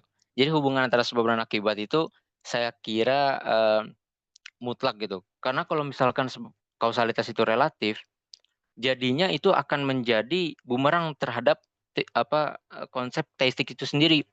Misalkan ada misalkan salah satu model di dalam argumentasi teistik itu dia mengandaikan hubungan antara Tuhan dengan alam itu sebagai hubungan kausal yang tidak terbatas, tak terhingga gitu kan. Sementara yang saya pahami dari argumen Mas Gigi, kausalitas itu terhingga gitu ya. Jadi ya seperti itu kurang lebih. Terima kasih moderator dan Mas Gigi atas kesempatannya. Iya, baik. Terima kasih Mas Yusuf atas pertanyaannya. Untuk sesi pertama kita cukupkan atas 3 pertanyaan ini ya. Mungkin Mas Gigi sudah cukup ditangkap pertanyaannya. Untuk pertanyaan pertama di Mas Surya ya. Nanti boleh ini ya, kalau ada yang kurang boleh di grup karena saya tadi agak putus-putus ya. Kalau nggak salah pertanyaan ini adalah apakah sistem kosmoteleologis ini bertentangan dengan antroposentrisme, kira-kira seperti itu. Ya, makasih Mas Taufikul dan teman-teman yang bertanya. Ini saya kayak ujian disertasi lagi, Mas. Pertanyaannya bagus-bagus, saya akui. Alhamdulillah, saya senang bisa berpartisipasi di sini ya. Yang pertama, apakah mengarah pada antroposentris? Jika antroposentris yang dimaksud adalah bahasanya itu menjadikan manusia sebagai pusat atau menjadikan manusia itu memahami alam itu serba manusiawi, misalkan akhirnya muncul kayak penafsiran dewa-dewi, tentu tidak mengarah ke sana ya. Itu seperti itu ya. Jadi tidak sesuai dengan paham antroposentris tapi bersifat universal. Tapi kalau yang bersifat tadi bagaimana peran manusia, teori ini nggak bicara ke sana, Mas. Tidak lingkupnya ke sana, itu seperti itu. Tapi nanti bisa itu itu tentu dengan kajian-kajian lain ya. Nanti bisa berhubungan ke sana. Sebenarnya Mas, kajian kita nanti panjang. Setelah membuktikan adanya Tuhan, nanti selain membantah ateisme, membantah agnostik, ada satu lagi materi ya. Misalkan yaitu terus Tuhan ini kan cuma bicara eksistensi Tuhan ya Mas ya. Kita membuktikan Tuhan ada, mutlak, selesai. Tapi Tuhan dalam agama apa? Ini belum dibahas. Nah, ini penting ini. Tuhan dalam agama apa? Ini kita belum bahas. Artinya apa? Kita tidak bicara berhenti pada Tuhan ada, selesai, oke, bye-bye. Enggak. Tentu membutuhkan pijakan way of life. Tentu ini bicara filsafat agama. Bukan hanya filsafat ketuhanan. Itu nanti ini agak spoiler dikit dan agak bahasannya itu langsung cara cepat mungkin begitu ya. Yaitu nanti kalau saya misalkan akhirnya Tuhan itu ada, dia mutlak gitu kan ya. Tuhan yang mana ya? Dalam agama apa itu kan seperti itu. Nah, kita cari tuh agama yang paling memenuhi standar ketuhanan yang itu tadi ya universal tadi ya. Kalau saya menemukan Islam, bukan semata-mata karena saya beragama Islam, enggak, tapi Islam itu kalau bicara ketuhanan, bicara tentang eksistensi Tuhan, itu luar biasa, dia based on penalaran alam semesta gitu ya, sistemik sekali itu kan seperti itu. Nah, itu nanti akan berefek kepada misi khalifah fil ard. Efeknya di situ, Mas. Artinya apa? Manusia itu punya tanggung jawab untuk mengelola bumi, itu di situ. Apa basicnya? Hukum universal. Kalau dalam Al-Quran kan Ar-Rahman 1-9 ya, Allah memberikan mizan atau hukum keteraturan, hukum keseimbangan itu ya. Itu kan juga kita akui tadi sistem universal tadi itu. Jadi dia sebagai hamba Tuhan itu status tugasnya adalah khalifah. Jadi teori saya nggak bicara ke situ memang, tapi dia bisa berkaitan ke situ nanti.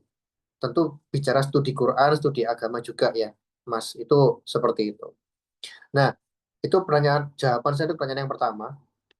Untuk jawaban yang kedua, itu kan, ini ada lagi ya, kontingensi Ibnu Sina tadi ya. Nah, terus memang Mas, Ibnu Sina itu dia kan berseberangan dengan Al-Kindi gitu ya, dan Al-Ghazali. Kalau Al-Kindi, Al-Ghazali dia pada krisis nihilo, keterbatasan segala sesuatu.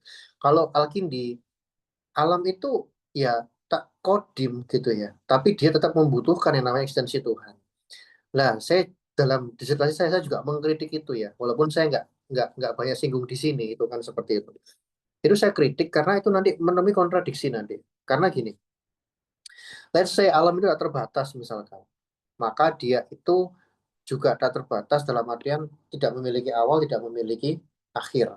Kalau konsisten dengan definisi itu ya, maka alam semesta itu bersifat stabil, stagnan. Kekacauannya tidak bertambah, tapi tetap. Keteraturannya dia konsisten, itu kan tetap juga. Maka apa? Bagaimana dia membutuhkan Tuhan nanti? Membutuhkan peran Tuhan. Itu kritik yang paling mendasar itu di situ, teman-teman sekalian. Apalagi tadi saya sudah tunjukkan 4 kelemahan ketaigaan tadi. Memang gini Mas, argumen kontingensi itu kalau dipecah lagi ke dalam itu ada berbagai versi. Kalau misalkan argumen kontingensi plus kalam, kayak Romo Magnis misalkan, dia mengarah pada creationis nihilo. Apalagi atau teologi Kristen gitu ya, itu juga mengarah ke sana. Tapi kalau kena Ibnu Sina, Leibniz, itu memang dia mengarah pada ketaigaan. Cuman bagi saya itu adalah menemui kontradiksi tadi itu. Kelemahan ketaigaan, terus bagaimana ketaigaan menyelesaikan masalah keteraturan tadi ya, yang harus ada tujuan dan macam-macam tadi itu. Dan kekacauan itu seperti apa. Jadi saya melihat memang kontingensi Ibnu Sina itu dan Leibniz ya, itu kelemahannya di situ. Jadi ketidakkonsistenan tadi. Dan ini masuk pertanyaan yang berapa ya? Problem of evil ini ya. Lah ini memang teori saya nggak bicara itu, Mas. Jujur. Jadi waktu saya debat sama Bang Apri itu, saya banyak membahas tentang alam, Bang Apri tentang problem of evil. Jadi saya nggak bisa kenanya memang. Tapi gini, kalau tafsiran saya Mas ya, jadi tolong mohon dikoreksi ulang. Ke depan juga bisa menjadi turunan kajian saya ya. Setelah teori sistem seperti ini, yang teori sistem itu memahami problem of evil misalkan. Kalau saya melihat Mas, ini bisa ditinjau dari aspek keteraturan dan kekacauan. Evil, rasa sakit, kekacauan, kerusakan, keberakhiran, intinya nggak enak itu ya, negatif-negatif itu semua. Itu adalah konsekuensi dari keterbatasan. Contoh, contoh ya, manusia itu pengen awet muda terus, pengen ganteng cantik terus. Itu kan hal yang positif. Tapi kita nggak bisa menghindari namanya evil, yaitu apa? Keburukan, yaitu kita makin tua, kita makin tidak sehat, kita akan mati gitu ya. Walaupun kita nanti pengen hidup abadi sekalipun, andaikan bisa sekalipun, alam terbatas. Jadi penderitaan, kekacauan, bahkan apa namanya itu, rasa sakit dan lain-lain, itu adalah konsekuensi dari kekacauan itu sendiri. Artinya apa? Alam ini memang benar-benar relatif, nggak sempurna, dia nggak mutlak kan begitu kan ya. Itu efek keteraturan yang menurun, teman-teman sekalian. Jadi saya menafsirkan evil tadi seperti itu. Terus masalah evil yang kejahatan manusia ya, itu bagaimana Mas Gigi? Kalau itu berhubungan dengan konsep pemahaman akan takdir dan nasib. Evil itu dari mana kejahatan itu? Apa sumbernya? Apakah dari Tuhan atau manusia?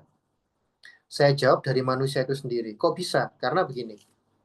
Jadi Tuhan itu Mas menciptakan manusia itu untuk jadi baik secara fitrah gitu ya.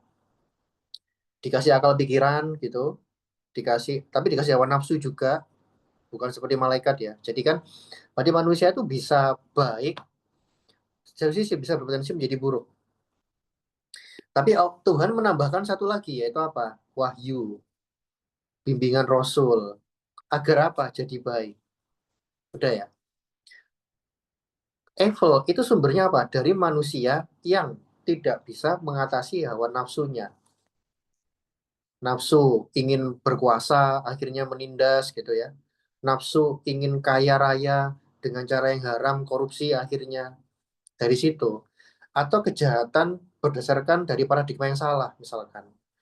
Stalin itu membantai puluhan juta orang, Mas. Kenapa? Dia punya paham komunisme, materialisme. Dia menganggap manusia itu sebagai barang, nggak berarti apa-apa. Itu juga jadi kejahatan. Artinya apa? Dari mana sumber kejahatan? Dari manusia itu sendiri. Andaikan Tuhan tidak memberikan akal pikiran, tidak memberikan ancaman surga neraka, gitu ya, pewahyuan, dan juga tidak memberikan rasul, maka sumber kejahatan dari Tuhan.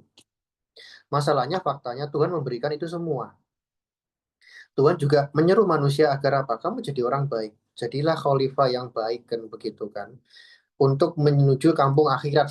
Simpelnya kan begitu ya Mas ya. Kalau nggak dituruti ya jadilah orang yang evil tadi itu. Jadi itu penafsiran saya terhadap masalah kejahatan. Teori saya emang nggak banyak bicara itu Mas, tapi saya menafsirkan kejahatan, penderitaan, kekacauan, rasa sakit dengan cara seperti itu, termasuk kejahatan ya. Terus tadi Mas yang ketiga tadi ini luar biasa, keterbatasan realitas dan kausalitas. Jadi gini Mas, betul. Jadi yang saya anggap terbatas itu bukan hanya alam, tapi seluruh realitas ya dalam dalam konteks penciptaan alam semesta ya, termasuk imaterial tadi dan lain-lain ya, ada dimensi lain dan sebagainya. Itu makna terbatas itu dia punya awal dan akhir, itu kan seperti itu ya. Lah, saya koreksi ya Mas ya, dalam sistem saya nggak menyebut Tuhan superlatif, enggak. Tapi Tuhan itu absolut. Superlatif kan masih di dalam sistem itu dia paling the most. Ini yang membedakan saya dengan Mula Sadra. Kalau Mula Sadra satu kesatuan, apa namanya, eksistensi wujud, tapi Tuhan itu yang apa? Yang mutlak. Ini kontradiksi bagi saya karena apa? Ada emanasi tadi ya, di mana Tuhan itu menggradasikan, memancarkan alam itu. Itu yang pertama, dan yang kedua, kok masih kesatuan? Harusnya ini beda beda eksistensi itu kan seperti itu. Itu yang membedakan saya dengan Mula Sadra. Saya tidak menyebut sebagai superlatif, tapi sebagai di absolut tadi, yang itu mengatasi segala yang relatif. Itu seperti itu. Nah, tadi ya berarti Tuhan nggak tercakup dong. Tuhan itu eksistensi yang mutlak, makanya tidak tercakup dalam eksistensi yang relatif. Itu yang membedakan itu di situ. Yang terakhir tadi ini juga bagus menghubungkan dengan logika, Mas. Kausalitas logika valid mutlak. Saya setuju dalam hal ini. Maksudnya relatif itu di sini adalah dia terbatas gitu ya. Jadi saya nggak menyangkal premis-premis logika, saya nggak menyangkal itu. Saya setuju dengan itu. Selama dia bisa dipertanggungjawabkan ya, secara deduktif maupun induktif ya. Dan jangan lupa, abduktif, jangan lupa. Dan juga logika pengkritisan. Karena logika klasik itu juga punya kelemahan, Mas. Yang P maka Q maka ini itu kan itu juga punya keterbatasan ya. Itu kan begitu. Makanya butuh apa, dilengkapi logika yang lain, multidisiplin yang lain dan sebagainya. Itu seperti itu. Jadi makna relatif di sini adalah dia terbatas, bukan relatif terus eh, premis A benar, kesimpulan salah. Saya juga nggak sepakat dengan itu. Ya harus lurus semua. Itu seperti itu. Itu tanggapan saya untuk 3 penanya, kurang lebihnya. Semoga bisa menjawab. Mungkin ada tanggapan balik, silahkan. Saya kembali kepada moderator, Mas Taufikul. Baik ya, untuk sesi pertama tadi pertanyaan-pertanyaan yang sangat luar biasa dari ada Mas Surya yang bertanya tentang Maksudnya.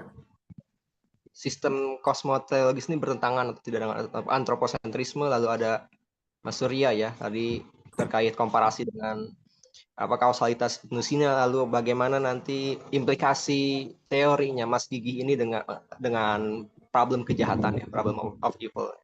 Lalu tadi juga ditutup sesi pertama ini dengan pertanyaan dari Mas Yusuf ya, terkait keterbatasan realitas dan terkait apa tadi itu, kemutlakan kausalitas yang jika memang kausalitas itu relatif maka akan menjadi bumerang bagi pemahaman teistik itu sendiri. Oke, Mas, sebelum ke sesi kedua, saya tadi ya terpicu ya tadi ada terkait pembahasan komparasi antara Al-Kindi yang menjadi induk teori Mas ya dengan tadi kausalitas dari Ibnu Sina. Dan saya melihat teori Mas ini ya sejauh ada teori-teori induk yang berasal dari filsuf Muslim ya dan intelektual Muslim dari Al-Kindi, lalu juga ada Sadiki ya kalau tidak salah Mas ya. Lalu juga dialektikanya dengan beberapa filsuf lainnya seperti Ibnu Rushd, Mulla Sadra, atau juga Mutakalim Al-Ghazali dan lain sebagainya, saya anggap teori Mas ini sebagai keberlanjutan atau suatu diskursus dalam filsafat Islam itu sendiri. Nah, tadi terkait ya Mas juga membahas tentang perdebatan ya antara di dalam filsafat Islam itu sendiri terkait keberawalan alam dengan ketidakberawalan alam ya. Nah, itu juga menjadi perdebatan yang sangat sengit di dalam filsafat Islam. Nah, tadi Mas juga mengutip Mulla Sadra, nah, teman yang saya agak gatel gitu Mas ya. Kok gurunya Mulla Sadra nggak disebut itu Mas? Mirdamat itu ya Mas ya. Saya kira ya maksudnya setahu saya Mirdamat ini cukup concern tentang pembahasan terkait keberawalan alam dan ketidakberawalan alam gitu. Memang konsepnya Ibnu Mirdamat ya, Mirdamat dia berusaha mendamaikan antara pandangan mutakalim dengan filsuf peripatetik ya, falasifah ya. Yang satu creatio ex nihilo, yang satu creatio ex materia, kira-kira seperti itu. Nah, Mirdamat sendiri menjelaskan bahwasanya seluruh realitas itu, segala yang ada ya, selain Tuhan ya, itu masbukun bil adam itu ya, didahului oleh ketiadaan dan cenderung kepada kehancuran gitu. Baik itu yang bentuknya masih arketipe atau ide-ide platonik gitu, maupun yang sudah masuk ke dalam realitas fisik seperti itu. Itu semua masbukun bil adam, didahului oleh ketiadaan. Tapi pada kelanjutan nalarnya gitu ya, penalaran lanjutan daripada Mirdamat, dia membagi 3 dimensi waktu seperti itu Mas, ingat saya. Jadi kalau misalkan tadi ada perdebatan ke dalam antara filsuf muslim dengan teolog itu terkait hadis zamani ya. Ada alam itu ada berdasarkan waktu ya, yang dianut oleh mutakalim ya, dianut oleh para teolog ya seperti Al-Ghazali, dan juga berseberangan dengan kidam zamani daripada para filsuf peripatetik seperti itu. Bahwasanya alam itu tidak didahului oleh ketiadaan. Dan bagi Mirdamat ya, alam itu tidak kidam zamani, juga tidak hudus zamani seperti itu. Tapi dia adalah hudus dahri seperti itu. Yang dia katakan bahwasanya ya alam itu ada asal muasalnya, tapi asal muasalnya ini ya bukan ketiadaan mutlak, tapi ketiadaan tak mutlak seperti itu. Nah, di sini pada dimensi dahri ini Ada Mas itu agak terputus-putus. Oh iya, cek. Sudah saja jelas Mas? Iya. Sudah jelas terdengar suara saya Mas? Tadi sempat agak putus yang Di bagian ini loh Mas, kidam zaman itu. Bisa diulang Mas agak. Oh, ya, oke. Ya baik, tadi ada kidam zaman nih, maksudnya filsuf peripatetik ini mengatakan bahwasanya ya alam itu tidak didahului oleh ketiadaan ya, tidak bermula oleh waktu gitu. Sedangkan mutakalim berpendapat bahwasanya alam itu hadis zamani seperti itu, bermula oleh waktu, kira-kira seperti itu. Nah bagi Mirdamat ini, alam ini sebetulnya tidak hadis zamani, tidak qadim zamani, tapi dia itu hudus dahri posisinya. Jadi meskipun alam itu bermula atau memiliki asal muasal, tapi dia itu bukan ketiadaan mutlak, tapi ketiadaan tak mutlak. Dan pada dimensi dahri ini, alam itu keterciptaannya setara dengan keterciptaan intelek aktif atau malaikat-malaikat dan lain sebagainya.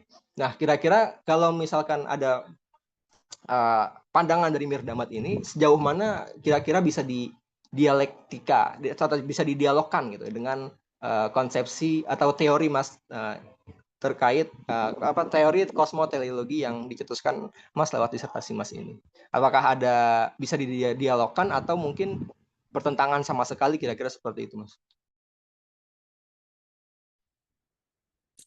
Terima kasih Mas Taufiko. Iya Mas, memang Mirdamat gak saya senggol. gitu. Itu seperti itu. Jadi makasih udah disenggolkan ke Mirdamat ya. Jadi memang saya kenapa banyak ngambil Mulla Sadra karena memang tadi ya dari segi popularitasnya dan pengaruhnya. Ternyata Mirdamat juga penting. Oke. Tadi disampaikan betul Mas, memang ini keberlanjutan ya, keberlanjutan dialektika. Jadi walaupun saya pakai Al-Kindi, Asadiki dan lain-lain tadi, itu memang saya gunakan itu dia sebagai guide ya, bukan bukan kayak di dalam teori kuantitatif misalkan, bukan seperti itu, bukan. Tapi oke, saya gunakan sebagai pisau analisis gitu ya, sebagai guide gitu. Tapi habis itu saya kritik juga dan saya bangun bangun ulang juga, itu kan seperti itu.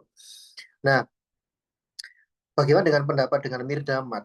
Kalau saya tuh gini Mas, dalam menghadapi antara Creso ex nihilo dan Creso ex materia, itu dua-duanya itu nggak bisa didamaikan. Kalau saya loh ya, ini juga nanti akan membedakan saya dengan Bang Mirdamat ya, itu seperti itu. Kenapa? Karena dua-duanya itu bertentangan secara fundamental. Mirdamat dengan pandangan seperti ini sebenarnya itu masih cenderung pada posisi Creaso ex materia, itu kan begitu. Dia tidak menyatakan kodim zamani tapi kodim dari misalkan.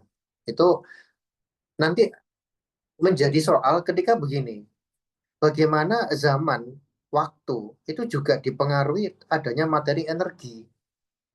Waktu tidak berjalan sendiri itu kan seperti, tapi dia sangat dipengaruhi oleh gerak materi. Kalau dalam relativitas umumnya Einstein kan, waktu itu bisa makin melambat di pusat gravitasi kan seperti itu. Karena apa, massa yang luar biasa besar, dan waktu juga bisa melambat ketika kita bergerak bergerak sangat cepat menuju kecepatan cahaya misalkan. Artinya hubungan materi, ruang, dan waktu energi itu nggak bisa dipisahkan, nggak bisa salah satu kodim satunya terbatas, nggak bisa seperti itu.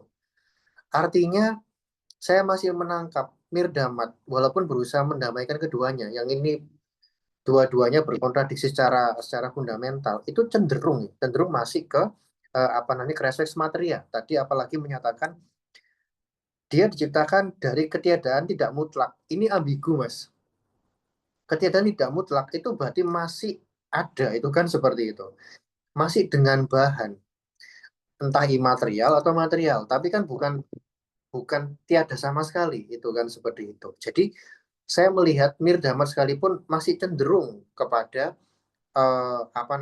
kreaso ex materia daripada kreaso ex nihilo. Saya wajari itu karena memang menggabungkan keduanya ini saya rasa mustahil ya, karena tadi beda secara fundamental. Satunya harus terbatas, diciptakan dari tiada mutlak seperti itu kan. Kalau dia diciptakan dari kekosongan, kosong itu masih ada sebenarnya, maka dia dari materia, masih masih masih ada ruang seperti itu kan ya. Nah, kalau satunya tadi kreatif materia itu kan tegas ya, kayak Ibn Rus misalkan, itu kan memang alam itu kan dari jisim-jisim, potensi-potensi begitu digerakkan, jret kan begitu kan. Terus azali dan abadi itu seperti itu kan. Sama Ibnu Sina juga emanasi itu, eh, walaupun emanasi itu sebenarnya juga berawal dari siapa? Dari Tuhan kan begitu kan ya. Memang Tuhan tidak menciptakan di luar dirinya tapi di dalam dirinya. Tapi kan punya awal, bukan tak terhingga, itu kan seperti itu ya. Jadi kontingensi Ibnu Sina pun dengan emanasinya itu pun juga tidak konsisten sebenarnya. Nah, Mirdamat ini juga mengalami masalah yang hampir serupa Mas Taufikul, yaitu apa? Jadi menurut saya gini loh, kadang kita tuh nggak perlu mensintesiskan sesuatu jika memang sesuatu itu bertentangan secara ekstrim. Tapi pilih mana posisi yang itu benar-benar kuat. Karena dia berkontradiksi, itu kan begitu. Termasuk solusi Immanuel Kant, misalkan, dengan antinominya, misalkan. Itu juga, kalau Mirdamat masih agak mending ya, dia berusaha mendamaikan.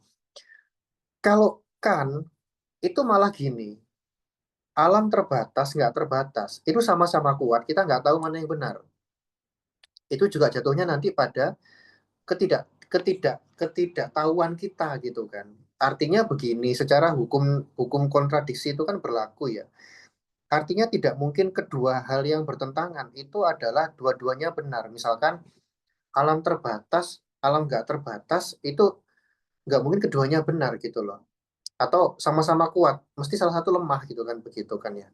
Nah, dua solusi ini, antinomi maupun Mirdamat ini, cenderung akan nanti jatuh pada ketidak konsistenan pada posisi apakah kreasi ex nihilo atau kreasi ex materia, itu kan mesti akan cenderung pada salah satu Mas, karena keduanya tidak tidak bisa didamaikan sih, itu kan seperti itu dengan konsekuensi yang berbeda-beda tadi. Gitu Mas, komen saya Mas Taufik. Ini tema menarik Mas, jadi riset berikutnya nanti Mirdamat gitu. Baik Mas, terima kasih atas tanggapannya. Iya, Oke, makasih. jadi pada perspektif KT ini Mirdamat ini masih kurang konsisten, kira-kira seperti itu ya Mas ya. Iya, betul. Iya. Karena tadi ya tidak mungkin Oke. dinamakan keduanya. Oke, mungkin apa lanjut? Oke. Tanya jawab lagi atau Ya. gimana? Mas, aku izin ke sesi kedua boleh Mas ya? Silakan Mas, monggo lanjut. Ya teman, karena waktu sudah semakin malam dan karena prinsip kekurangan dalam alam semesta ini ya, kita mungkin sesi pertanyaan selanjutnya adalah sesi pertanyaan terakhir. Oke, kami batasi ya pertanyaan untuk sesi kedua ini untuk 2 pertanyaan. Nah, di sini udah ada 2 orang yang raise hand ya. Ada Mas Rizky Darmawan dan Mas Samin. Boleh silakan Mas Rizky Darmawan terlebih dahulu untuk bisa open mic dan mengajukan pertanyaan kepada Mas Gigi. Dipersilakan Mas Rizky. Oke, tes suara saya kedengaran?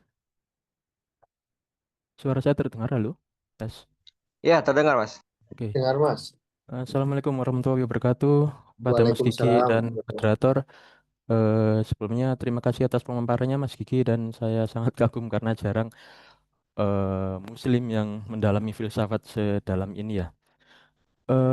Ngomongin tentang Muslim, kita tahu bahwa banyak Muslim ya, orang Islam, bukan Islamnya, tapi Muslim itu sangat anti filsafat mayoritas. Ya, saya kan mayoritas meskipun saya nggak meneliti ya. Karena ada gap antara penjelasan filsafat yang sedemikian kompleks terhadap pembahasan orang awam, mungkin bahasa sederhananya gitu. Nah, mungkin dari pemaparan Mas Gigi atau teorinya Mas Gigi, mungkin nggak Mas Gigi itu membuat semacam konstruk atau sketsa kasar gitu ya, yang itu biasanya bisa membumikan filsafat yang sifatnya melangit ke bahasa orang awam. Ini kalau saya menangkap dari penjelasannya Mas Gigi, ini saya tolong dikoreksi, mungkin sketsanya begini, berangkat dari realitas yang terikat hukum sebab akibat atau kausalitas, maka kausalitas itu tanda panah yang artinya memiliki konsekuensi bahwa dia memiliki kekurangan. Nah, kekurangan maka berkonsekuensi dia memiliki keterbatasan, keterbatasan berkonsekuensi dia memiliki atau dia bergantung pada yang tak terbatas dan tak memiliki kekurangan alias sempurna atau yang disebut mutlak gitu ya. Sehingga selama realitas itu terikat sebab akibat, dia bergantung pada yang mutlak. Yang mutlak tidak mungkin terikat sebab akibat, karena kalau dia terikat sebab akibat, dia berarti bukan yang mutlak alias kekurangan. Apakah sketsa kasarnya seperti itu, atau mungkin boleh dikoreksi kalau saya salah gitu ya. Karena dan mungkin Mas Gigi, ya, mohon maaf sekedar saran, mungkin Mas Gigi bisa membuat sebuah buku, bukan buku ilmiah tapi buku populer gitu ya, bahasa populer maksudnya, yang bisa membumikan teori Mas Gigi. Mungkin tidak terlalu membumi karena ini bahasan filsafat ya, paling tidak mendekati bahasa orang awam gitu ya. Ya, itu saja. Kalau sketsa saya tadi salah ya, mohon dikoreksi bagaimana seharusnya kalau itu disimpulkan menjadi suatu sketsa. Begitu. Terima kasih. Assalamualaikum warahmatullahi wabarakatuh. Waalaikumsalam warahmatullahi wabarakatuh. Baik, terima kasih Mas Rizky atas pertanyaannya, atas tanggapannya. Oke. Selanjutnya kita beralih ke Mas Samin yang sudah raise hand. Boleh silakan Mas Samin untuk open mic. Halo. Suara saya udah terdengar? Ya, jelas Ya, Mas. Iya. Ya, terima kasih untuk moderator Mas Taufik dan juga Mas Gigi atas pemaparannya. Terima kasih banyak. Saya ingin mengutarakan kejanggalan yang mengimplikasikan ada kebaikan yang dikehendaki oleh Tuhan. Seperti itu. Tadi Mas Gigi sempat mengatakan kalau Tuhan itu menghendaki kebaikan pada manusia khususnya ya, gitu. Kejanggalan pertama itu begini, kalau Tuhan itu memang menghendaki kebaikan pada penciptaannya, berarti ada sesuatu yang atau infinite, dalam artian kebaikan membutuhkan kebaikan yang lain atau membutuhkan sesuatu yang dikatakan baik secara tak terhingga. Berarti Tuhan butuh sesuatu yang lain sehingga ia dikatakan baik dan seterusnya, seperti itu. Itu menurut saya inkonsisten terhadap keberadaan Tuhan, atau ada sesuatu yang berarti ada eksistensi lain yang mengimbangi Tuhan, seperti itu ya. Terus kejanggalan selanjutnya yang kedua itu ada di kalau memang Tuhan itu membutuhkan sesuatu untuk dikatakan baik, seperti itu, kita bisa mengandaikan bahwasanya seandainya saya itu memiliki 2 gelas yang sama, 2 gelas yang sama diisi dengan air yang sama, asalnya dan konsekuensinya maupun manfaatnya itu sama. Sehingga saya ketika memilih salah satunya ini tidak berkonsekuensi apapun atau berkonsekuensi yang sama terhadap pilihan yang lainnya. Seperti itu. Itu berarti ketika saya memilih gelas yang A, konsekuensinya sama, memilih gelas yang B juga konsekuensinya yang sama. Itu bagaimana teorinya atau pemaparan Mas Gigi tadi yang mengatakan bahwasanya Tuhan itu menghendaki kebaikan pada penciptaannya, itu memberikan solusi pada kasus yang saya berikan, seperti itu. Sudah, sekian, terima kasih. Terima kasih banyak Mas Gigi dan Mas Taufik atas pemberian kesempatan kepada saya. Baik, terima kasih Mas Samin atas pertanyaannya. Boleh langsung saja kepada Mas Gigi, sudah dapat ditangkap ya pertanyaannya. Boleh bisa silakan langsung jawab tadi terkait saran ya Mas ya. Membuat buku populer terkait teori Mas ini. Lalu juga tadi Mas Samin itu terkait problem of people juga ya, kurang lebih. Mungkin bisa di Oke, terima kasih tanggapannya Mas Samin dan juga tadi Mas yang pertama tadi, mohon maaf lupa saya namanya. Oke, saudara saya intinya begitu. Membumikan filsafat. Iya Mas, jadi memang saya waktu nulis disertasi itu penguji saya itu mengeluh semua gitu ya. Mengeluh semua itu intinya mereka curhat, ini apa sih Mas Gigi? Saya sulit memahami itu kan begitu. Mengernyitkan dahi, padahal profesor semua itu. Jadi ingat seperti itu ya. Memang alangkah baiknya ini disertasi ini dibukukan. Lagi proses Mas membuat buku di saya dibantu oleh teman dari UIN Kudus ya untuk membukukan. Intinya Mas ini dibukukan bagus tapi lebih populer tuh begitu. Insya Allah Mas dalam waktu dekat nanti akan segera saya publish dan saya share ke teman-teman juga pastinya bagaimana versi buku itu kan lebih mudah ya daripada versi disertasi yang sangat formal dan kaku itu kan seperti itu. Kalau nggak punya minat tinggi ya bisa waduh ini apa ini itu kan begitu, atau meleng dikit langsung bingung itu kan begitu ya. Iya Mas, terima kasih masukannya. Jadi memang itu membumikan filsafat. Saya ada pengalaman gini Mas. Ini kan pemikiran ini itu kan juga saya sampaikan ke mahasiswa saya ya. Itu kan begitu. Saya seringkali itu menggunakan analogi gitu Mas. Analogi terus kalau di kelas begini kan saya menggunakan bahasa apa adanya ya, bahasa filsafat gitu ya. Kalau saya itu di kelas, saya ngajar di kampus yang itu kampus bisnis ya, bukan kampus filsafat itu kan begitu. Jadi masuk di mata kuliah dasar umum, itu saya sederhanakan sesederhana mungkin. Dari kata-kata, contoh, penerapan, saya juga main sosiodrama itu kan begitu. Main apa namanya peragaan, analogi itu gitu Mas. Itu pun masih berat. Ya mau filsafat ketuhanan ya berat ya. Itu pun masih berat Mas, tapi lumayan kebantu gitu loh. Nah, kalau di komunitas filsafat begini, saya apa adanya, itu kan begitu. Tapi saya juga sederhanakan terkadang itu begitu, Mas.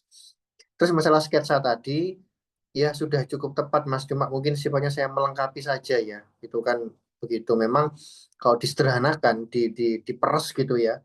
Jadi sketsa mungkin lebih enak gini, Mas. Jadi kausalitas, panah, keteraturan, panah, kekacauan itu tiga tiga apa namanya tiga isu utama itu kan begitu ya. Nanti di pinggir kiri ada teis, kanan ateis, tengah agnostik misalkan. Ini membicarakan tiga hal ini gitu kan gitu. Satunya mengarah pada ketahinggaan dan serba kebetulan gitu ya. Satunya mengarah pada keterhinggaan dan juga keteraturan. Walaupun nggak sekaku itu loh Mas, ada ateis yang itu mengakui awal mula alam semesta itu ada Stephen Hawking contohnya. Kita bahas minggu depan ya kritiknya seperti apa. Ada juga tadi Ibnu Rus, Mirdama dan kawan-kawan Ibnu Sina yang itu teistik tapi dia mengatakan alam itu bukan diciptakan dari tiada loh. Ada seperti itu juga. Nah, itu ada agnostik Mas ketiga ini penumpang gelap ini. Dia nggak punya konsep tersendiri gitu ya.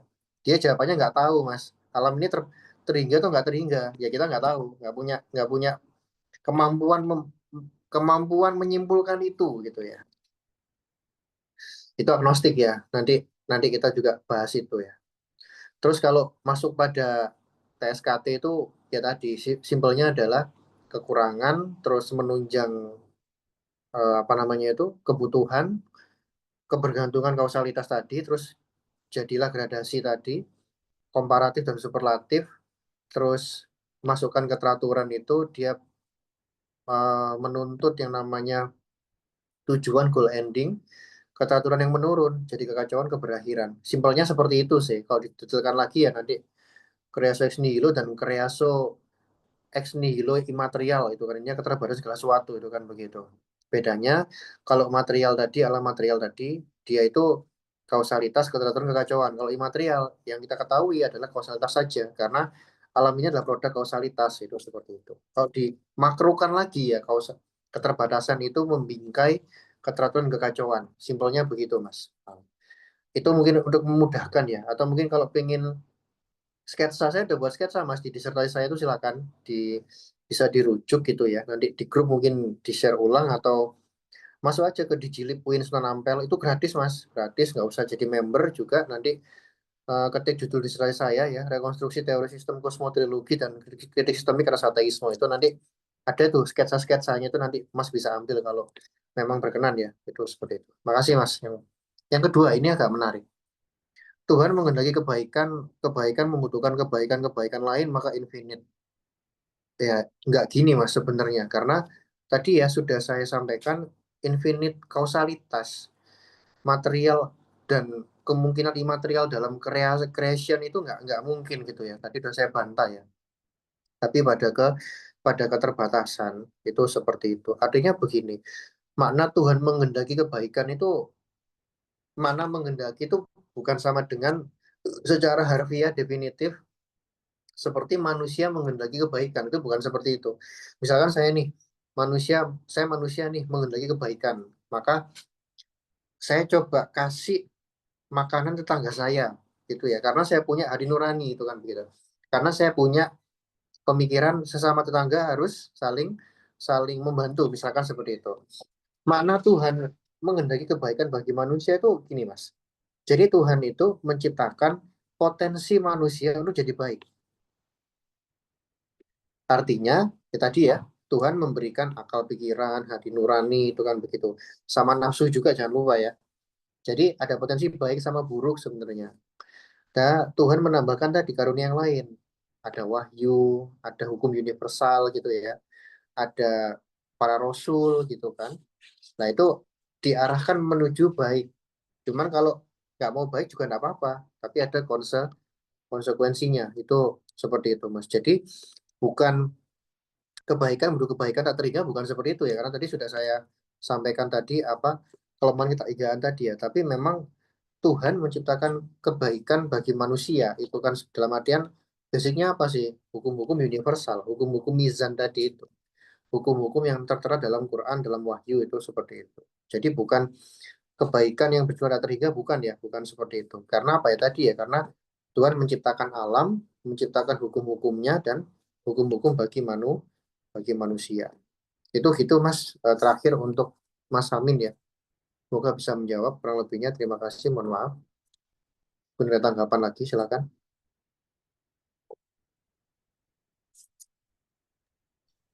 Oke. Baik, terima kasih Mas Gigi atas pemaparannya pada malam hari ini terkait TSKT ya, kita singkat saja. Teori Sistem Kosmoteleologi ya. Yang mana ya ini bukan sekedar penggabungan saja ya antara argumen kosmologi dengan teleologi, tapi juga ada semacam ada novelty ya, ini berupa sistematisasi ya, yang mana di dalamnya ada argumen-argumen yang saling berinteraksi tersistematis sesuai dengan fungsi dan posisinya masing-masing. Dan tadi juga kita lihat ternyata cukup menarik diskusi kita pada malam hari ini Mas Gigi dan kawan-kawan sekalian. Jadi Mas Gigi sangat terbuka terkait dengan saran-saran dari kawan-kawan sekalian, misalnya terkait ya, pembukuan secara populer, lalu juga konsekuensi daripada teori tersebut ke dalam implikasinya terhadap tema-tema problem of evil. Lalu dan kita juga melihat ya ternyata ada kesinambungan ya teori TSKT ini dengan diskursus filsafat Islam ataupun juga filsafat ketuhanan pada umumnya. Baik, untuk acara pada hari ini, sesi pertama ini kita cukupkan pada saat ini. Selanjutnya kita akan bertemu di pekan depan ya, Mas Gigi dan kawan-kawan sekalian. Pekan depan akan ada teori sistemik ya, materi teori sistemik terhadap teori kritik sistemik ya, kira-kira lebih ya, atas ateisme ya, dan landasannya adalah TSKT ini. Dan selanjutnya nanti kita akan bertemu ya di sesi ketiga, sesi terakhir, ya, kritik terhadap agnostisisme yang juga berlandaskan kepada TSKT ini. Baik, kawan-kawan sekalian dan khususnya Mas Gigi, kami dari Haramanata mengucapkan terima kasih atas partisipasinya, atas kehadirannya, atas semua yang telah kawan-kawan berikan pada malam hari ini. Semoga bermanfaat. Selamat malam dan selamat beristirahat. Terima kasih Mas Gigi, kawan-kawan sekalian. Assalamualaikum warahmatullahi wabarakatuh. Waalaikumsalam warahmatullahi wabarakatuh. Terima kasih Mas Taufiko. Semuanya terima kasih. Mohon maaf ya kurang-kurangnya ya. Terima kasih. Izin pamit dulu teman-teman.